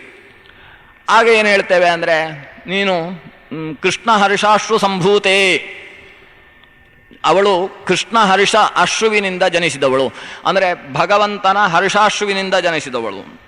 ಇನ್ನು ತುಳಸ್ಯಮೃತ ಜನ್ಮಾಸಿ, ಮತ್ತೊಂದು ತುಳಸ್ಯಮೃತ ಜನ್ಮಾಸಿ ಸದಾತ್ಮಂ ಕೇಶವ ಪ್ರಿಯೇ ಕೇಶವಾರ್ಥಂ ಲುನಾಮಿತ್ವಾಂ ಕ್ಷಮಸ್ವ ಪರಮೇಶ್ವರಿ. ನಾನು ಕೇಶವನಿಗೋಸ್ಕರ ನಿನ್ನನ್ನು ಕೀಳ್ತಾ ಇದ್ದೇನೆ, ನೀನು ಅಮೃತದಿಂದ ಜನಿಸಿದವಳು. ಹೀಗೆ ತುಳಸಿಯನ್ನು 3 ಕ್ರಮದಿಂದ ನಾವು ಸ್ತೋತ್ರ ಮಾಡ್ತೇವೆ. ಒಂದು ಅಮೃತ ಮಥನದ ಕಾಲದಲ್ಲಿ ಜನಿಸಿದವಳು, ಇನ್ನೊಂದು ಅಮೃತದಿಂದ ಜನಿಸಿದವಳು, ಮತ್ತೊಂದು ಭಗವಂತನ ಹರ್ಷಾಶ್ರುವಿನಿಂದ ಆನಂದ ಬಾಷ್ಪದಿಂದ ಜನಿಸಿರತಕ್ಕಂಥವಳು ಅಂತ. ಇಲ್ಲಿ ಅಂತೂ ಅಮೃತ ಮಥನ ಕಾಲದಲ್ಲಿ ಅಥವಾ ಸಾಗರ ಮಥನ ಕಾಲದಲ್ಲಿ ಜನಿಸಿದವಳು ಅನ್ನೋದು ಸಿಗುತ್ತೆ. ಎಲ್ಲ ಕಡೆಯಲ್ಲೂ ಸಿಗುವುದು ಹೀಗೆ, ಸಾಗರ ಮಥನ ಕಾಲದಲ್ಲಿ ತುಳಸಿ ಜನಿಸ್ತಾಳೆ ಅಂತ. ಮೂರನ್ನೂ ಪರಾಂಬರಿಸಿ ಗಮನಿಸಿದರೆ ನಮಗೆ ಅನಿಸುವುದೇನು ಅಂದರೆ, ಧನ್ವಂತರಿ ರೂಪಿ ಭಗವಂತ ಕೈಯಲ್ಲಿ ಅಮೃತವನ್ನು ಹಿಡ್ಕೊಂಡು ಬಂದಿದ್ದಾನೆ. ದೇವತೆಗಳೆಲ್ಲ ಸ್ತೋತ್ರ ಮಾಡ್ತಾರೆ. ದೇವತೆಗಳ ಸ್ತೋತ್ರದಿಂದ ಭಗವಂತ ತಲೆ ಅಲ್ಲಾಡಿಸುವುದಕ್ಕೆ ಪ್ರಾರಂಭಿಸ್ತಾನೆ. ಭಗವಂತನಿಗೆ ಆನಂದ ಆಗುತ್ತೆ. ಆನಂದ ಸ್ವರೂಪನಾದ ಭಗವಂತ ಆನಂದವನ್ನು ಹೊಂತಾನೆ ಅಂದರೆ ತೃಪ್ತನಾಗ್ತಾನೆ, ತುಷ್ಟನಾಗ್ತಾನೆ. ದೇವತೆಗಳ ಮೇಲೆ ಅನುಗ್ರಹ ದೃಷ್ಟಿಯನ್ನು ಬೀರುತ್ತಾನೆ. ಆತನ ಕಣ್ಣಲ್ಲಿ ಆನಂದಾಶ್ರು ಸುರಿಯುತ್ತೆ. ಆನಂದಾಶ್ರು ಕೈಯಲ್ಲಿರುವ ಅಮೃತದ ಬಿಂದಿಗೆಯ ಮೇಲೆ ಬೀಳುತ್ತೆ. ಬಿದ್ದಾಗ ಅಲ್ಲಿ ತುಳಸಿ ಹುಟ್ಟುತ್ತೆ ಅಂತ ಹೀಗೆ ಆಲೋಚಿಸಬಹುದು. ಯಾಕಂದರೆ ಈಗ ಎಲ್ಲ ಸರಿ ಹೋಗುತ್ತೆ. ಭಗವಂತನ ಅಶ್ರು ಅಂತ ಹೇಳಿದರೆ ಅದು ಲಕ್ಷ್ಮೀ ಸ್ವರೂಪ, ಅಲ್ಲಿಂದ ಲಕ್ಷ್ಮೀ ಸಾನ್ನಿಧ್ಯವುಳ್ಳದ್ದೇ ಜನಿಸಬೇಕು. ಅದರಿಂದ ತುಳಸಿ ಭಗವಂತನ ಅಶ್ರುವಿನಿಂದ ಜನಿಸಿದ್ದಾಳೆ ಅಂತ ಹೇಳುವುದು ಸುಂದರವಾಗಿದೆ. ಕೃಷ್ಣ ಹರ್ಷಾಶ್ರು ಸಂಭೂತಳೂ ಆಯಿತು, ಅಮೃತ ಜನ್ಮವೂ ಹೌದು, ಅಮೃತದ ಕಲಶದಿಂದ ಎದ್ದು ಬಂದವಳೂ ಹೌದು, ಕ್ಷೀರಸಾಗರ ಮಥನ ಕಾಲದಲ್ಲಿ ಎದ್ದು ಬಂದವಳೂ ಹೌದು. ಅದು ತುಳಸಿ ಕಂಡದ್ದೇ ತಡ ಭಗವಂತ ಅದನ್ನು ಧರಿಸಿಕೊಂಡ. ವಿಷ್ಣುನ ತುಳಸೀತು ಧೃತಾತೇನ ವಿಷ್ಣುನ ಪ್ರಭವಿಷ್ಣುನ. ಆತ ತುಳಸಿಯನ್ನು ಧರಿಸಿಕೊಂಡ. ಲಕ್ಷ್ಮೀದೇವಿ ಆತನ ಎದೆಯಲ್ಲಿ ತಾನು ಹೋಗಿ ಕೂತ್ಲು. ಸ್ವಯಂ ವರ ಅಂತ ಅವಳು ಸ್ವಯಂ ಭಗವಂತನನ್ನು ವರಿಸಿದ್ಲು. ಭಗವಂತನ ಎದೆಯಲ್ಲಿ ಸಂಸ್ಥಿತಳಾಗಿದ್ದಾಳೆ. ಹೀಗೆ ಸಾಗರ ಮಥನ ಆಯಿತು. ಅಷ್ಟು ಹೊತ್ತಿಗೆ ಇವರ ಸ್ತೋತ್ರ ಎಲ್ಲ ಮುಗೀತು. ದೈತ್ಯರಿಗೆಲ್ಲ ವಿಷ್ಣುವಿನ ಕೈಯಲ್ಲಿರುವ ಅಮೃತದ ಕಡೆಗೇ ದೃಷ್ಟಿ, ವಿಷ್ಣುವಿನ ಕಡೆಗೂ ದೃಷ್ಟಿ ಇಲ್ಲ. ಇಲ್ಲಿಯ ತನಕ ರಮೆಯ ಕಡೆಗೆ ದೃಷ್ಟಿ ಇತ್ತಂತೆ ದೈತ್ಯರಿಗೆ. ಇವಳು ಏನು ಮಾಡ್ತಾಳೆ, ಯಾರಿಗೆ ಮಾಲೆ ಹಾಕ್ತಾಳೆ? ಸಾಗರ ಅಂತೂ ಮಾಲೆ ಕೊಟ್ಟದ್ದಂತೂ ಸರಿ, ಆ ಮಾಲೆ ಯಾರಿಗೆ ಹೋಗುತ್ತೆ ಅಂತ ದೈತ್ಯರು ನೋಡ್ತಾ ಇದ್ರು. ಯಾವಾಗ ವಿಷ್ಣುವಿನ ವಕ್ಷಸ್ಥಳದಲ್ಲಿ ಕೂತ್ಲು ಆವಾಗ ಅವರಿಗೆ ಬೇಸರ ಆಯ್ತಂತೆ. ಏನು ನಮಗೆ ಲಕ್ಷ್ಮಿ ಇಲ್ಲದೆ ಹೋಯ್ತಲ್ಲ ಅಂತ ಬೇಸರ ಆಯ್ತಂತೆ. ಬೇಸರ ಆಗಿ ಇನ್ನು ವಿಷ್ಣು ಅಮೃತವನ್ನು ಹಿಡ್ಕೊಂಡು ಇನ್ನೆಲ್ಲಿ ದೇವತೆಗಳ ಕಡೆಗೆ ಹೋಗ್ತಾನೋ, ದೇವತೆಗಳ ಸ್ತೋತ್ರ ಕೇಳಿಕೊಂಡು ತಲೆ ಅಲ್ಲಾಡಿಸ್ತಾ ಇದ್ದ. ಇನ್ನು ಅಮೃತವೂ ಇಲ್ಲ ಲಕ್ಷ್ಮಿಯೂ ಇಲ್ಲ ಅಂತ ಆಗೋದು ಬೇಡ ಅಂತೇಳಿ ಇರುವ ಅಮೃತವನ್ನಾದರೂ ಕಸಿದುಕೊಳ್ಳೋಣ ಅಂತ ಹೋಗಿ ವಿಷ್ಣುವಿನ ಕೈಯಿಂದ ಅಮೃತದ ಪಾತ್ರೆಯನ್ನು ಎಳ್ಕೊಂಡು ಬಿಟ್ರು. ವಿಷ್ಣು ಏನು ಗಟ್ಟಿ ಹಿಡಿಯುವುದಕ್ಕೆ ಪ್ರಯತ್ನ ಪಡಲಿಲ್ಲ. ಇವರು ಎಳ್ಕೊಂಡು ಓಡಿ ಹೋದರು. ಓಡಿ ಹೋಗಿ ಯಾರು ತಿನ್ನುವುದು?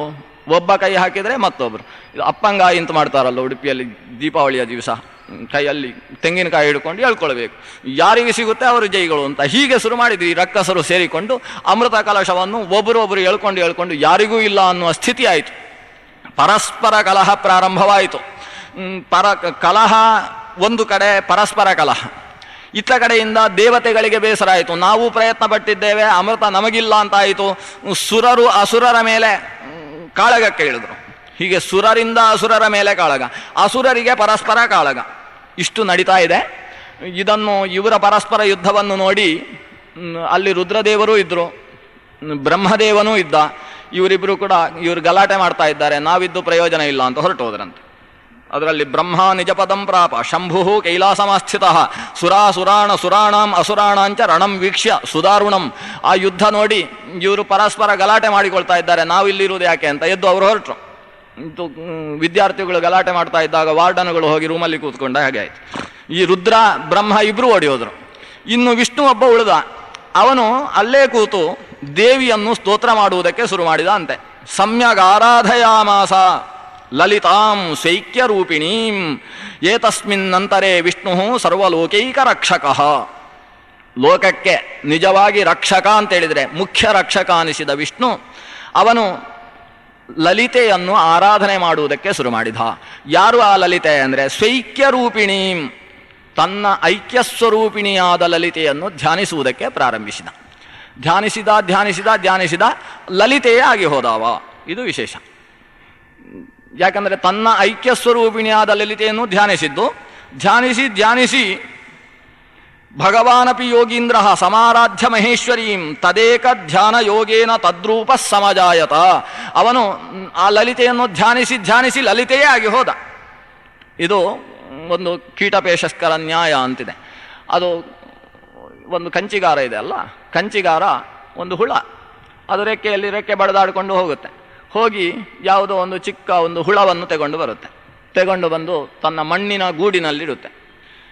ಉಡುಪಿಯವರಿಗೆಲ್ಲ ಪರಿಚಯ ಇರುತ್ತೆ, ಬೆಂಗಳೂರಲ್ಲಿ ಇದನ್ನು ಹೇಳಬೇಕಾದ್ರೆ ಸ್ವಲ್ಪ ಕಷ್ಟ ಆಗುತ್ತೆ. ಕಂಚಿಗಾರ ಅಂದರೆ ಏನು, ಅದರ ಗೂಡು ಹೇಗಿರುತ್ತೆ ಅಂತ ಎಲ್ಲ ಕೇಳ್ತಾರೆ. ಇಲ್ಲೆಲ್ಲ ಗೊತ್ತಿರುತ್ತೆ, ಅದು ಮರದ ಅಡಿಯಲ್ಲೋ ಅಥವಾ ಎಲ್ಲೋ ಸಂದಿಗುಂದಿಯಲ್ಲಿ ಮಣ್ಣಿನಿಂದ ಒಂದು ಗೂಡು ಮಾಡಿರುತ್ತೆ. ಆ ಗೂಡಿನ ಒಳಗೆ ಒಂದು ಚಿಕ್ಕ ಹುಳವನ್ನು ಕಂಚಿಗಾರ ತಂದಿಟ್ಟ ಮೇಲೆ ಅದಕ್ಕೆ ದಿವಸ ಆಹಾರ ಕೊಡುವುದು ಆ ಕಂಚಿಗಾರ. ಅದು ಕಂಚಿಗಾರನ ಮಗ ಅಲ್ಲ, ಅದರ ಒಳಗಿರೋದು ಯಾವುದೋ ಒಂದು ಹುಳವನ್ನು ತಂದು ಅಲ್ಲಿಡುವುದು. ಅದಕ್ಕೆ ರೆಕ್ಕೆ ಏನಿರಲಿಲ್ಲ. ಈ ಕಂಚಿಗಾರ ದಿವಸ ಸಾಯಂಕಾಲದ ಹೊತ್ತು ಬರೋದು, ಅದಕ್ಕೆ ಸ್ವಲ್ಪ ಆಹಾರ ಕೊಡೋದು. ಆಮೇಲೆ ಮತ್ತೆ ಆಹಾರ ಅದು ತಿಂದ ಮೇಲೆ ಅದನ್ನು ಆಗಾಗ ಚುಚ್ಚುತ್ತಾ ಇರುವುದು, ಅದಕ್ಕೆ ಕೀಟಲೆ ಕೊಡ್ತಾ ಇರುವುದು. ಬಂಧನ, ಹೊರಗೆ ಹೋಗಲಿಕ್ಕೆ ಅವಕಾಶ ಇಲ್ಲ, ಅದಕ್ಕೆ ಪೂರ್ತಿ ಮುಚ್ಚಳ ಮಾಡಿ ಅದಕ್ಕೆ ಆಗಾಗ ಕೀಟಲೆ ಕೊಡ್ತಾ ಇರುತ್ತೆ. ಇದು ಈ ಒಳಗಿರುವ ಹುಳ ಯಾವತ್ತೂ ಧ್ಯಾನ, ಅದಕ್ಕೆ ಈ ಕಂಚಿಗಾರದ್ದೇ ಧ್ಯಾನ. ಎಷ್ಟು ಹೊತ್ತಿಗೆ ಬಂದು ಉಪದ್ರ ಕೊಡ್ತಪ್ಪ ಅಂತ ಸ್ವಲ್ಪ ಹೊತ್ತಿನ ತನಕ ಅದರ ಮೇಲಿನ ಭಯದಿಂದ ಅದರ ಧ್ಯಾನ, ಆಮೇಲೆ ಅದರ ಮೇಲೆ ಪ್ರೀತಿ, ಅಯ್ಯೋ ಹಸಿವಾಗ್ತಾ ಇದೆ, ಎಷ್ಟೊತ್ತಿಗೆ ಕಂಚಿಗಾರ ಬಂದು ನನಗೆ ಆಹಾರ ಕೊಡುತ್ತಪ್ಪ ಅಂತ. ಈ ಭಯದಿಂದ ಪ್ರೀತಿಯಿಂದ ಕಂಚಿಗಾರನನ್ನೇ ಧ್ಯಾನಿಸ್ತಾ ಇದ್ದು ಕೊನೆಗೆ ಅದಕ್ಕೆ ರೆಕ್ಕೆ ಬರಲಿಕ್ಕೆ ಶುರು ಆಗುತ್ತೆ. ಅದು ಕಂಚಿಗಾರವೇ ಆಗಿ ಹೋಗುತ್ತೆ. ಇದು ಯಾವುದನ್ನು ಧ್ಯಾನ ಮಾಡ್ತಾ ಇರ್ತೇವೋ ಅದು ಅದಾಗಿ ಬಿಡುವುದು. ವಸ್ತುತಃ ಅದು ಅದೇ ಆಗುವುದಲ್ಲ, ಅದು ಅದರಂತೆ ಆಗುವುದು. ಯಾವ ಕಂಚಿಗಾರವನ್ನು ಧ್ಯಾನ ಮಾಡ್ತಾ ಇತ್ತೋ ಅದೇ ಕಂಚಿಗಾರ ಅದಾಗುವುದಿಲ್ಲ. ಆ ಕಂಚಿಗಾರದಂತೆ ಮತ್ತೊಂದು ಕಂಚಿಗಾರ ಅದಾಯಿತು. ಹಾಗೆ ಈ ಭಗವಂತ ಲಲಿತೆಯನ್ನು ಧ್ಯಾನಿಸ್ತಾ ತಾನು ಲಲಿತೆಯೇ ಆದ. ಆ ದೃಷ್ಟಾಂತಕ್ಕೂ ಈ ದೃಷ್ಟಾಂತಕ್ಕೂ ಸ್ವಲ್ಪ ವ್ಯತ್ಯಾಸ ಇದೆ. ಅದ್ವೈತ ಸಿದ್ಧಾಂತ ಆ ದೃಷ್ಟಾಂತವನ್ನು ಯಾವ ದೃಷ್ಟಿಯಿಂದ ಪರಿಗಣಿಸಿದೆಯೋ ಆ ದೃಷ್ಟಿಯಿಂದ ಇಲ್ಲಿ ಆಲೋಚಿಸಬೇಕು. ಯಾಕಂದರೆ ಲಲಿತಾಂ ಸ್ವೈಕ್ಯ ರೂಪಿಣೀಂ, ಇಲ್ಲಿ ಲಲಿತೆ ಅಂತೇಳಿದರೆ ತಾನೇ ಅಂತ ಭಗವಂತ ಹೇಳಿಕೊಂಡಿದ್ದಾನೆ. ಅಂದರೆ ಲಲಿತೆ ಅಂದರೆ ಏನು ಅಂತಾಯಿತು? ಮಾಯೆ, ಮಹಾಮಾಯೆ. ಅಥವಾ ಭಗವಂತನ ಇಚ್ಛೆ. ಮಹಾಮಾಯೇತ್ಯ ವಿದ್ಯೇತಿ ನಿಯತಿ ಮೋಹಿನೀತಿ ಚ ತವೇಚ್ಛಾನಂತ ಗತ್ಯತೆ. ಮಾಯಾ ಈ ಎಲ್ಲ ಶಬ್ದಕ್ಕೂ ಅರ್ಥ ಭಗವಂತನ ಇಚ್ಛೆ ಅಂತ. ಆದ್ರಿಂದ ಲಲಿತೆ ಅಂದರೆ ಭಗವಂತನ ಇಚ್ಛೆ. ಭಗವಂತನ ಇಚ್ಛೆಗೂ ಭಗವಂತನಿಗೂ ಐಕ್ಯ. ಅದರಿಂದ ಸ್ವೈಕ್ಯ ರೂಪಿಣಿಯಾದ ಲಲಿತೆ ಅಂದರೆ ತಾನೇ ತನ್ನನ್ನು ಧ್ಯಾನಿಸಿಕೊಂಡ, ತಾನು ಒಂದು ಸ್ವರೂಪವನ್ನು ಪಡೆದು ಕಾಣಿಸಿಕೊಂಡ. ಅದಕ್ಕೆ ಮೋಹಿನಿ ಅಂತ ಹೆಸರು, ಅಥವಾ ಲಲಿತಾ ಅಂತ ಬ್ರಹ್ಮಾಂಡ ಪುರಾಣದ ಪ್ರಕಾರ ಹೆಸರು. ಇದು ವೇಷ ಹಾಕಿದ್ದಲ್ಲ, ಯಕ್ಷಗಾನದ ವೇಷದ ಹಾಗೆ ಮೀಸೆಗೊಳಿಸಿಕೊಂಡು ಬಂದದ್ದಲ್ಲ. ಆ ಭಗವಂತನ ಸ್ವರೂಪವೇ ಅದು, ಸ್ವೈಕ್ಯ ರೂಪಿಣಿ. ಭಗವಂತನಿಗೆ ಸ್ತ್ರೀ ರೂಪ ಮತ್ತು ಪುಂರೂಪ, ಪುರುಷ ರೂಪ ಮತ್ತು ಸ್ತ್ರೀ ರೂಪ ಮೂಲಭೂತವಾಗಿ ಇದೆ. ಅದರಲ್ಲಿ ಯಾವ ರೂಪವನ್ನು ಬೇಕಾದರೂ ಪ್ರಕಟಗೊಳಿಸಬಹುದು. ಸ್ತ್ರೀ ರೂಪವನ್ನು ಭಗವಂತ ಪ್ರಕಟಗೊಳಿಸಿದ, ನಪುಂಸಕ ರೂಪ ಮಾತ್ರ ಭಗವಂತನಿಗಿಲ್ಲ. ವಿಷ್ಣೋರ್ ನಪುಂಸಕಾಕಾರ ನೈವಾಸ್ತಿ ಕ್ವಚನ ಪ್ರಭೋ ತಥಾಪ್ಯರಾಗಾಕೃಷ್ಟತ್ವಾತ್ ತಚ್ಛಬ್ದೈರಪಿ ಗೀಯತೆ ಅಂತ ಭಾಷ್ಯ. ಹಾಗೆ ಭಗವಂತ ತನ್ನ ಸ್ವರೂಪವನ್ನು ತೋರಿಸಿದ, ಅದಕ್ಕೆ ಲಲಿತೆ ಅಂತ ಹೆಸರು. ಯಾಕಂದರೆ ತನ್ನ ಸ್ವರೂಪವನ್ನು ತಾನು ಧ್ಯಾನಿಸಿಕೊಂಡು ತನ್ನ ಸ್ವರೂಪವನ್ನೇ ಹೊರಗಿಡವಿದ. ಸರ್ವಸಮ್ಮೋಹಿನಿ ಸಾತು ಸಾಕ್ಷಾತ್ ಶೃಂಗಾರ ನಾಯಿಕಾ, ಇದು ಒಂದು ಪಾಠ. ಇನ್ನೊಂದರಲ್ಲಿ ಸಾಕ್ಷಾತ್ ಶಂಕರ ನಾಯಿಕಾ ಅಂತ ಇನ್ನೊಂದು ಪುಸ್ತಕದಲ್ಲಿ, ಕನ್ನಡ ಪುಸ್ತಕದಲ್ಲಿ ಪಾಠ. ಒಂದು ಶೃಂಗಾರ ನಾಯಿಕಾ, ಅವಳು ಶೃಂಗಾರದ ನಾಯಿಕೆ, ಶೃಂಗಾರದಿಂದ ಕೂಡಿದ ನಾಯಿಕೆ. ಅವಳಷ್ಟು ಸುಂದರಿಯಾದದ್ದು ಮತ್ತೊಂದು ಪ್ರಪಂಚದಲ್ಲಿ ಯಾವುದೂ ಇಲ್ಲ. ಸರ್ವ ಸಮ್ಮೋಹಿನಿ, ಎಲ್ಲರನ್ನೂ ಕೂಡ ಮೋಹಗೊಳಿಸತಕ್ಕಂತಹ ಅದ್ಭುತವಾದ ಸ್ವರೂಪವನ್ನು ಧರಿಸಿ ಭಗವಂತ ನಿಂತಿದ್ದಾನೆ. ಅವನನ್ನು ನೋಡಿದ್ದೇ ತಡ ದೈತ್ಯರೆಲ್ಲ ಆಕೆಯನ್ನು ನೋಡುವುದಕ್ಕೆ ಶುರು ಮಾಡಿದರು. ಗಲಾಟೆ ನಿಲ್ಲಿಸಿ ಕೊನೆಗೆ ಇವ ಕೇಳಿದ, ಯಾಕೆ ಗಲಾಟೆ ಮಾಡ್ತೀರಿ? ಗಲಾಟೆ ಮಾಡುವುದರಿಂದ ಯಾರಿಗೂ ಇಲ್ಲ ಅಂತ ಆಗುತ್ತೆ, ನನ್ನ ಹತ್ರ ಕೊಡಿ, ನಾನು ಹಂಚುತ್ತೇನೆ. ಅವರಿಗೆ ಖುಷಿ ಆಯಿತು, ನೀನು ಹಂಚುವುದಾದರೆ ಕೊಡ್ತೇವೆ. ಇಷ್ಟು ಹೇಳಿದವಳು ಪುನಃ ಹೇಳ್ತಾಳೆ, ನನ್ನನ್ನು ನಂಬಬೇಡಿ, ನಾನು ಹಂಚುತ್ತೇನೆ, ನನ್ನನ್ನು ಹತ್ರ ನಂಬಬೇಡಿ ಅಂತ ಹೇಳ್ತಾಳೆ. ಆಗ ಇವರು, ನಿನ್ನನ್ನು ನಂಬದೇ ಇರಲಿಕ್ಕಾಗುತ್ತೋ? ನಿನ್ನ ಮುಖ ನೋಡಿದರೆ ಗೊತ್ತಾಗುತ್ತೆ, ನಿನ್ನನ್ನು ನಂಬಬೇಕು ಅಂತ ಗೊತ್ತಾಗುತ್ತೆ. ನೀನು ನಂಬಬೇಕಾದವ, ನಿನ್ನನ್ನು ನಂಬಬೇಕಾದವಳು ನೀನು ಅಂತ. ಯಾರನ್ನು ನಂಬಬೇಡ ಅಂತ ಮುಖ ನೋಡಿದರೆ ಗೊತ್ತಾಗ್ತದೆ. ನಿನ್ನ ಮುಖ ನೋಡಿದರೆ ಅಲ್ಲಿ ವಂಚನೆಗೆ ಅವಕಾಶವೇ ಇಲ್ಲ. ಪರಮ ಸುಂದರಿ ನೀನು. ಇಂತಹ ಸೌಂದರ್ಯದ ಮಧ್ಯದಲ್ಲಿ ವಂಚನೆಯಲ್ಲಿ ಬರಲಿಕ್ಕೆ ಸಾಧ್ಯ. ಆದ್ದರಿಂದ ಸಂಪೂರ್ಣ ನಿನ್ನನ್ನು ನಂಬ್ತೇವೆ ಅಂತ. ಯಾರು ಯಾವತ್ತೂ ದೇವರನ್ನು ನಂಬುವುದಿಲ್ಲೋ ಅಂಥವರು ಸಂಪೂರ್ಣ ನಿನ್ನನ್ನು ನಂಬ್ತೇವೆ ಅಂತ ಹೇಳ್ತಾರೆ, ಹೆಣ್ಣಿನ ರೂಪದಲ್ಲಿ ದೇವರು ಬಂದರೆ. ಹೀಗೆ ದೇವರನ್ನು ನಂಬಿದರು. ನಂಬಬಾರದ ಅಲ್ಲಿಯ ತನಕ ನಂಬದೇ ಇದ್ದವರು ಯಾವುದೋ ಸ್ವಾರ್ಥಕ್ಕೋಸ್ಕರ ನಂಬಿದವರು ಕೊಟ್ಟರು. ದೇವರು ಹಿಡ್ಕೊಂಡ, ಸೌಟು ಹಾಕಿದ, ಎಲ್ಲರೂ ಸ್ನಾನ ಮಾಡಿ ಪರಿಷೇಕ ಮಾಡ್ತಾ ಕೂಡಬೇಕು ಅಂತ ಹೇಳಿದ. ಇದ್ದಾಗ ನಿಂತುಕೊಂಡು ಫಾಸ್ಟ್ ಫುಡ್ ಹಾಗೆ ತಿನ್ನುವ ಹಾಗಿಲ್ಲ ಅಂತ ಹೇಳಿದ. ಕ್ರಮ ಪ್ರಕಾರ ಕೂತುಕೊಳ್ಬೇಕು. ಪಂಕ್ತಿ, ಅದರಲ್ಲೂ ದೇವತೆಗಳ ಪಂಕ್ತಿಯಲ್ಲಿ ದೈತ್ಯರು ಕೂತುಕೊಳ್ಳುವ ಹಾಗಿಲ್ಲ. ನೀವು ಪರಸ್ಪರ ಗಲಾಟೆ ಮಾಡುವವರು ದೂರದಲ್ಲಿ ಬೇರೆ ಬೇರೆ ಪಂಕ್ತಿಗಳಲ್ಲಿ ಕೂತುಕೊಳ್ಬೇಕು ಅಂತ ಕೂಡಿಸಿದ. ಸ್ನಾನ ಮಾಡಿ ಬಂದರು, ಕೂತವರಿಗೆ ದೇವಿ ಬಡಿಸುವುದಕ್ಕೆ ಪ್ರಾರಂಭಿಸಿದ್ಲು. ಮೊದಲು ದೇವತೆಗಳ ಕಡೆಯಿಂದ ಬಡಿಸ್ತಾ ದೇವಿ ಈ ದೈತ್ಯರ ಕಡೆಗೆ ತನ್ನ ಹಾವಭಾವಗಳನ್ನು, ನಾನಾ ರೀತಿಯ ಭಿನ್ನಾಣಗಳನ್ನು ತೋರಿಸ್ತಾ ದೇವತೆಗಳಿಗೆ ಬಡಿಸ್ತಾ ಸಾಗಿದ್ಲು. ಅದರಲ್ಲಿ ಸೈಂಹಿಕೇಯ ರಾಹು ಅಂತಕ್ಕಂಥ ವ್ಯಕ್ತಿ ಬಂದು ಕೂತ. ಭಾಸ್ಕರ ಮತ್ತು ಶಶಿ ಅದನ್ನು ನಿರೂಪಿಸಿದರು. ಭಗವಂತ ಕೈಯಲ್ಲಿದ್ದ ಸೌಟಿನಿಂದ ತಲೆಗೆ ಹೊಡಿತಾನೆ ಸ್ತ್ರೀ ರೂಪದಲ್ಲಿ. ಅದರಲ್ಲಿ ತಲೆ ಆಕಾಶಕ್ಕೆ ಹಾರಿ ಗ್ರಹವಾಗುತ್ತೆ, ಮತ್ತೊಂದು ಸತ್ತು ಹೋಗುತ್ತೆ. ಇದು ಭಾಗವತಕ್ಕೂ ಇದಕ್ಕೂ ಇರುವ ವ್ಯತ್ಯಾಸ. ದರ್ವೀಕರೇಣ ಚಿಚ್ಛೇದ ಸೈಂಹಿಕೇಯಂತು ಮಧ್ಯಗಂ ಪೀತಾಮೃತ ಶಿರೋ ಮಾತ್ರಂ ತಸ್ಯ ವ್ಯೋಮ ಜಗಾಮಚ. ಅಲ್ಲಿ ಸೌಟಲ್ಲೇ ಹೊಡೆದು ಕತ್ತರಿಸಿದ್ದು ಅಂತ ಎಷ್ಟೋ ಚಿತ್ರಗಳಲ್ಲಿ ನೋಡ್ತೇವಲ್ಲ, ಅದು ಬ್ರಹ್ಮಾಂಡ ಪುರಾಣದ ವಿಷಯ. ಭಾಗವತದಲ್ಲಿ ಭಗವಂತ ಸೌಟಲ್ಲಿ ಹೊಡೆಯುವುದಲ್ಲ, ಅವನಿಗೆ ಅಷ್ಟ ಆಲೋಚನೆ ಉಂಟು. ಸೌಟಲ್ಲಿ ಹೊಡೆದ್ರೆ ಅಮೃತ ಅದರಲ್ಲಿ ಇರುತ್ತೆ, ಅವನ ತಲೆಗೆ ಅಮೃತ ಸಿಕ್ಕಿಕೊಳ್ಳುತ್ತೆ ಅಂತ ಅದೆಲ್ಲ ನೋಡಿ ಸೌಟಲ್ಲಿ ಹೊಡೆಯುವುದಿಲ್ಲ ಭಗವಂತ. ಅವನು ಮೋಹಿನಿ ರೂಪವನ್ನು ಬಿಟ್ಟು ಶಂಖಚಕ್ರ ಗದಾಪದ್ಮಧಾರಿಯಾಗಿ ನಿಂತು ಚಕ್ರದ ಮೂಲಕ ತಲೆ ಕತ್ತರಿಸ್ತಾನೆ. ಆದರೆ ಬ್ರಹ್ಮಾಂಡ ಪುರಾಣದಲ್ಲಿ ಸೌಟಲ್ಲೇ ಹೊಡೆದು ಬಿಡ್ತಾನೆ. ಕಲ್ಪಭೇದೇನ ವ್ಯವಸ್ಥೆ ಮಾಡ್ಬೋದು. ದರ್ವೀಕರೇಣ ಚಿಚ್ಛೇದ ಸೈಂಹಿಕೆಯಂತೂ ಮಧ್ಯಗಂ. ಇದು ಯಾವಾಗ ಮೋಹಿನಿ ರೂಪದಲ್ಲೇ, ತಾನು ಮೋಹಿನಿ ಅನ್ನೋ ಸ್ವರೂಪದಲ್ಲಿ ಆ ಸ್ತ್ರೀ ರೂಪದಲ್ಲಿರುವಾಗಲೇ ಸೌಟಲ್ಲಿ ಹೊಡೆದದ್ದು. ಇಷ್ಟ ಆದಾಗ ದೈತ್ಯರಿಗೆ ಗೊತ್ತಾಗಬೇಕಿತ್ತು, ಓ ಇವಳು ಪಾರ್ಶಿಯಾಲಿಟಿ ಮಾಡ್ತಾ ಇದ್ದಾಳೆ, ನಮ್ಮವರು ಆ ಪಂಕ್ತಿಯಲ್ಲಿ ಕೂತ್ರೆ ಹೊಡೆದು ಬಿಡ್ತಾಳೆ ಅಂತ ಆಲೋಚನೆ ಮಾಡಬೇಕಿತ್ತು. ಆದರೆ ದೈತ್ಯರು ಅದನ್ನು ಆಲೋಚನೆ ಮಾಡುವುದಿಲ್ಲಂತೆ. ತಮ್ ದೃಷ್ಟ್ವಾಪಿ ಅಸುರಾಹ ತತ್ರ ತೂಷ್ಣೀಂ ಆಸನ್ ವಿಮೋಹಿತಾಹ. ಅವಳ ಹಾವಭಾವಕ್ಕೆ ಮೋಹಿತರಾಗಿ ಈ ರೀತಿ ಒಬ್ಬ ವ್ಯಕ್ತಿ ತಮ್ಮವ ಪೆಟ್ಟು ತಿಂದರೂ ಕೂಡ ಇವಳು ನಮಗೆ ಮೋಸ ಮಾಡುವುದಿಲ್ಲ ಅಂತಲೇ ಭಾವಿಸಿದ್ರಂತೆ. ಕೊನೆಗೆ ಎಲ್ಲ ದೇವತೆಗಳಿಗೂ ಬಡಿಸಿ ಆಯಿತು. ಪಾತ್ರ ಖಾಲಿ ಆಯ್ತಂತೆ.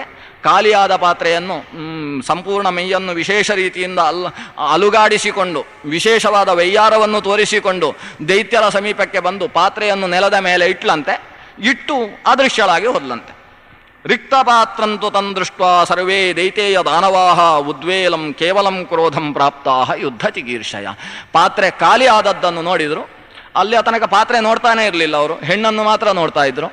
ಯಾವಾಗ ದೇವ ಅದೃಶ್ಯನಾದ ಪಾತ್ರೆ ನೋಡಿದ್ರು, ಪಾತ್ರೆ ಖಾಲಿಯಾಗಿದೆ, ಸಿಟ್ಟು ನೆತ್ತಿಗೇರಿತು. ಎದುರಿಗಿಟ್ಟುಕೊಂಡಿದ್ದ ಪಾತ್ರೆಯಲ್ಲೇ ಹೊಡೆಯುವುದಕ್ಕೆ ಶುರು ಮಾಡಿದರು. ದೇವತೆಗಳಿಗೆ ಹೊಡಿಬೇಕು, ಇನ್ನು ಬಡಿಸಿದವರಿಲ್ಲ, ಇನ್ನು ಹೊಡೆಯುವುದು ಯಾರಿಗೆ? ದೇವತೆಗಳಿಗೆ. ದೇವತೆಗಳು ಅಮೃತಪಾನದಿಂದ ವಿಜೃಂಭಿತರಾಗಿ ದೈತ್ಯರನ್ನೆಲ್ಲ ಹೊಡೆದು ಹಾಕ್ತಾರೆ. ಬಲಿ ಮೊದಲಾದವರೆಲ್ಲ ಪಾತಾಳಕ್ಕೆ ಹೋಗತಕ್ಕಂತಹ ಸ್ಥಿತಿ ಬಂತು. ದೇವೇಂದ್ರ ಮತ್ತೆ ತನ್ನ ಸ್ಥಾನವನ್ನು ಪಡಿತಾನೆ. ಹೀಗೆ ಒಂದು ಕಥೆ. ಇಷ್ಟ ಆಯಿತು. ಈಗ ಶಂಕರ ಮತ್ತು ಬ್ರಹ್ಮದೇವ ಓಡಿ ಹೋಗಿದ್ದಾರಲ್ಲ ಅವರವರ ಲೋಕಕ್ಕೆ. ಇಲ್ಲಿ ಗಲಾಟೆ ಮಾಡ್ತಾ ಇದ್ದಾರೆ, ನಾವಿಲ್ಲಿದ್ರೆ ಪಚೀತಿ ಅಂತ ಓಡಿ ಹೋಗಿದ್ದಾರೆ. ಅದರಲ್ಲಿ ಶಂಕರನಿಗೆ ಈ ದೈತ್ಯರು ದಾನವರು ಗಲಾಟೆ ಮಾಡ್ತಾ ಇದ್ದಾರಲ್ಲ ಅಮೃತ ಪಾತ್ರಕ್ಕೋಸ್ಕರ, ಇದರಲ್ಲಿ ಯಾರಿಗೆ ಅಮೃತ ಸಿಕ್ಕಿರಬಹುದು ಅಂತ ಕ್ಯೂರಿಯಾಸಿಟಿ.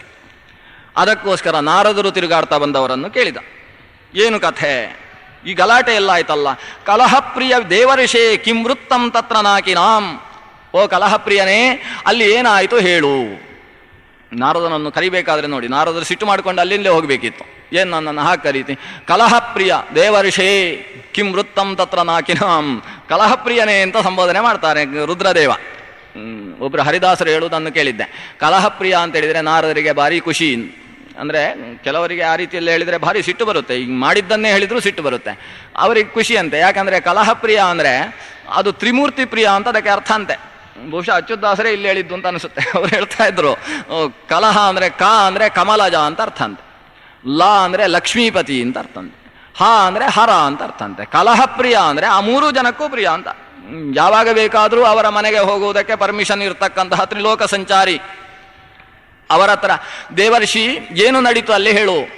ಆಗ ನಾರದರೆ ಹೇಳ್ತಾರೆ, ಏನು ಕಥೆ, ಅದನ್ನು ನೋಡಲಿಕ್ಕೆ ಅಲ್ಲಿ ನಿಲ್ಲಬೇಕಿತ್ತು, ಅವಸರದಲ್ಲಿ ಓಡಿ ಬಂದುಬಿಟ್ಟು, ಇನ್ನೂ ಆ ಅದೃಷ್ಟ ಎಲ್ಲಿ ನಿಮಗೆ ಸಿಗುತ್ತೆ, ಏನು ವಿಷ್ಣುವಿನ ವೈಯಾರ ಏನು, ಹಾವಭಾವ ಏನು, ಈ ಸೌಂದರ್ಯ ಏನು, ಎಲ್ಲ ದೈತ್ಯರು ಮೋಹಿತರಾಗಿ ಹೋಗಿದ್ದಾರೆ, ಅದ್ಭುತವಾದ ಸುಂದರಿ ಆಕೆ, ಆ ಭಗವಂತನ ಸ್ವರೂಪ ಅಂತ ವರ್ಣನೆ ಮಾಡಿಯೇ ಬಿಟ್ರು.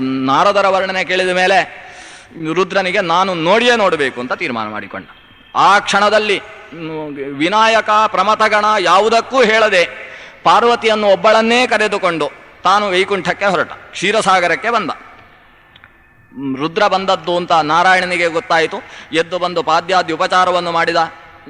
ಸಸ್ನೇಹಂ ಗಾಢಮಾಲಿಂಗ್ಯ ಭವಾನಿ ಪತಿಂ ಅಚ್ಯುತಃ. ಅವರನ್ನು ಆಲಿಂಗಿಸಿ ಒಳಗೆ ಕರ್ಕೊಂಡು ಬಂದ. ಏನು ಇದ್ದಕ್ಕಿದ್ದ ಹಾಗೆ ಪೂರ್ವ ಸೂಚನೆ ಇಲ್ಲದೆ ಬರುವುದಕ್ಕೇನು ಕಾರಣ? ರುದ್ರ ಹೇಳ್ತಾನೆ, ಮಹಾಯೋಗೇಶ್ವರ ಶ್ರೀಮನ್, ನಿನ್ನ ಸ್ವರೂಪ ಲೋಕವನ್ನೆಲ್ಲ ಮೋಹನ ಮಾಡಿತಂತೆ. ಆ ಮೋಹಿನಿ ರೂಪ, ಆ ಲಲಿತಾ ರೂಪ, ನಿನ್ನ ಲಾಲಿತ್ಯವುಳ್ಳ ಲಲಿತೆಯನ್ನು ನಾನೊಂದು ಸಲ ಕಾಣಬೇಕು, ನನಗೆ ಒಂದು ಸಲ ತೋರಿಸುವ ದಯದೋರು ಅಂತ ಕೇಳಿದ. ಭಗವಂತ ಒಂದು ಸಲ ನಕ್ಕ ಅಂತೆ. ನಕ್ಕು ಅದೃಶ್ಯನಾದ. ರುದ್ರದೇವನ ಮುಂದುಗಡೆ ದೊಡ್ಡ ಕಾಡು ಕಾಣಿಸಿತು, ಒಳ್ಳೆಯ ಪ್ರಮದವನದ ಒಂದು ಮರದ ಅಡ್ಡದಲ್ಲಿ ಒಂದು ಹೆಣ್ಣು ಕಂದುಕ ಕ್ರೀಡೆಯನ್ನು, ಚೆಂಡಿನ ಆಟವನ್ನು ಆಡತಕ್ಕಂಥದ್ದು ಕಾಣಿಸಿತು. ಇದ್ದಕ್ಕಿದ್ದ ಹಾಗೆ ಆ ಹೆಣ್ಣನ್ನು ನೋಡಬೇಕು ಅಂತ ಯಾಕೋ ಅನ್ನಿಸಿತು. ಅದರ ಹಾವಭಾವಗಳನ್ನು ನೋಡಿ ಆಕೆ ಎಷ್ಟು ಸುಂದರಿ ಅನ್ನುವುದನ್ನು ಬ್ರಹ್ಮಾಂಡ ಪುರಾಣದಲ್ಲಿ ಸಂಸ್ಕೃತದಲ್ಲಿ ಓದಬೇಕು. ಕನ್ನಡದಲ್ಲಿ ಓದಿದರೆ ಅಷ್ಟು ಚೆನ್ನಾಗಿರೋದಿಲ್ಲ, ಸಂಸ್ಕೃತದಲ್ಲಿ ಓದಬೇಕದು. ಸುಮಾರು 2 ಪುಟದಷ್ಟು ಆಕೆಯ ಸೌಂದರ್ಯ ಏನು, ಅಡಿಯಿಂದ ಮುಡಿಯ ತನಕ ಆಕೆಯ ಸೌಂದರ್ಯವನ್ನು ಹೇಳ್ತಕ್ಕಂತಹ ಬ್ರಹ್ಮಾಂಡದ ಶ್ಲೋಕ ಬಹಳ ಸುಂದರವಾಗಿದೆ. ಪುರಾಣದಲ್ಲಿ ಇಷ್ಟು ಸುಂದರದಿಂದ ಹೇಳುವುದಿಲ್ಲ, ಅದರಿಂದ ಪುರಾಣಕ್ಕಿಂತ ಸ್ವಲ್ಪ ದೂರದ ಮಾತ್ರ ಆಗಿದೆ. ಬಹಳ ಸುಂದರವಾದ ರೀತಿಯಲ್ಲಿ ವರ್ಣನೆ ಮಾಡ್ತಾರೆ. ಆಕೆಯನ್ನು ಕಂಡು ಈ ರುದ್ರದೇವ ಪಾರ್ವತಿಯ ಜೊತೆಗಿದ್ದಾನೆ. ತಾಮಿಮಾಂ ಕಂದುಕ ಕ್ರೀಡಾ ಲೋಲಾಂ ಆಲೋಲಭೂಷಣಾಂ ದೃಷ್ಟ್ವಾ ಕ್ಷಿಪ್ರಂ ಉಮಾಂ ತ್ಯಕ್ವಾ ಸೋನ್ವಧಾವದತೇಶ್ವರ.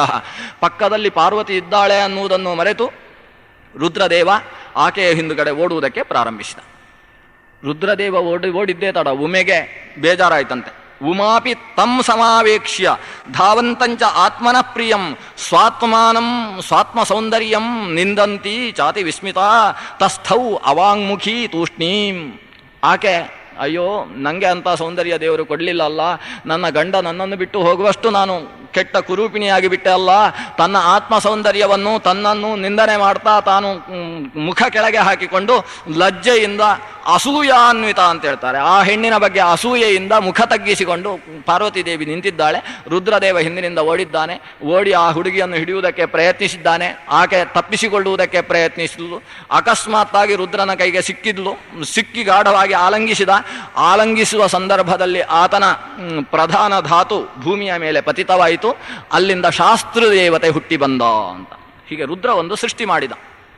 ತತಸ್ಸಮುತ್ಥಿತೋ ದೇವ ಮಹಾಶಾಸ್ತ ಮಹಾಬಲ ಅನೇಕ ಕೋಟಿ ದೈತ್ಯೇಂದ್ರ ಗರ್ವ ನಿರ್ವಾಪಣಕ್ಷಮ.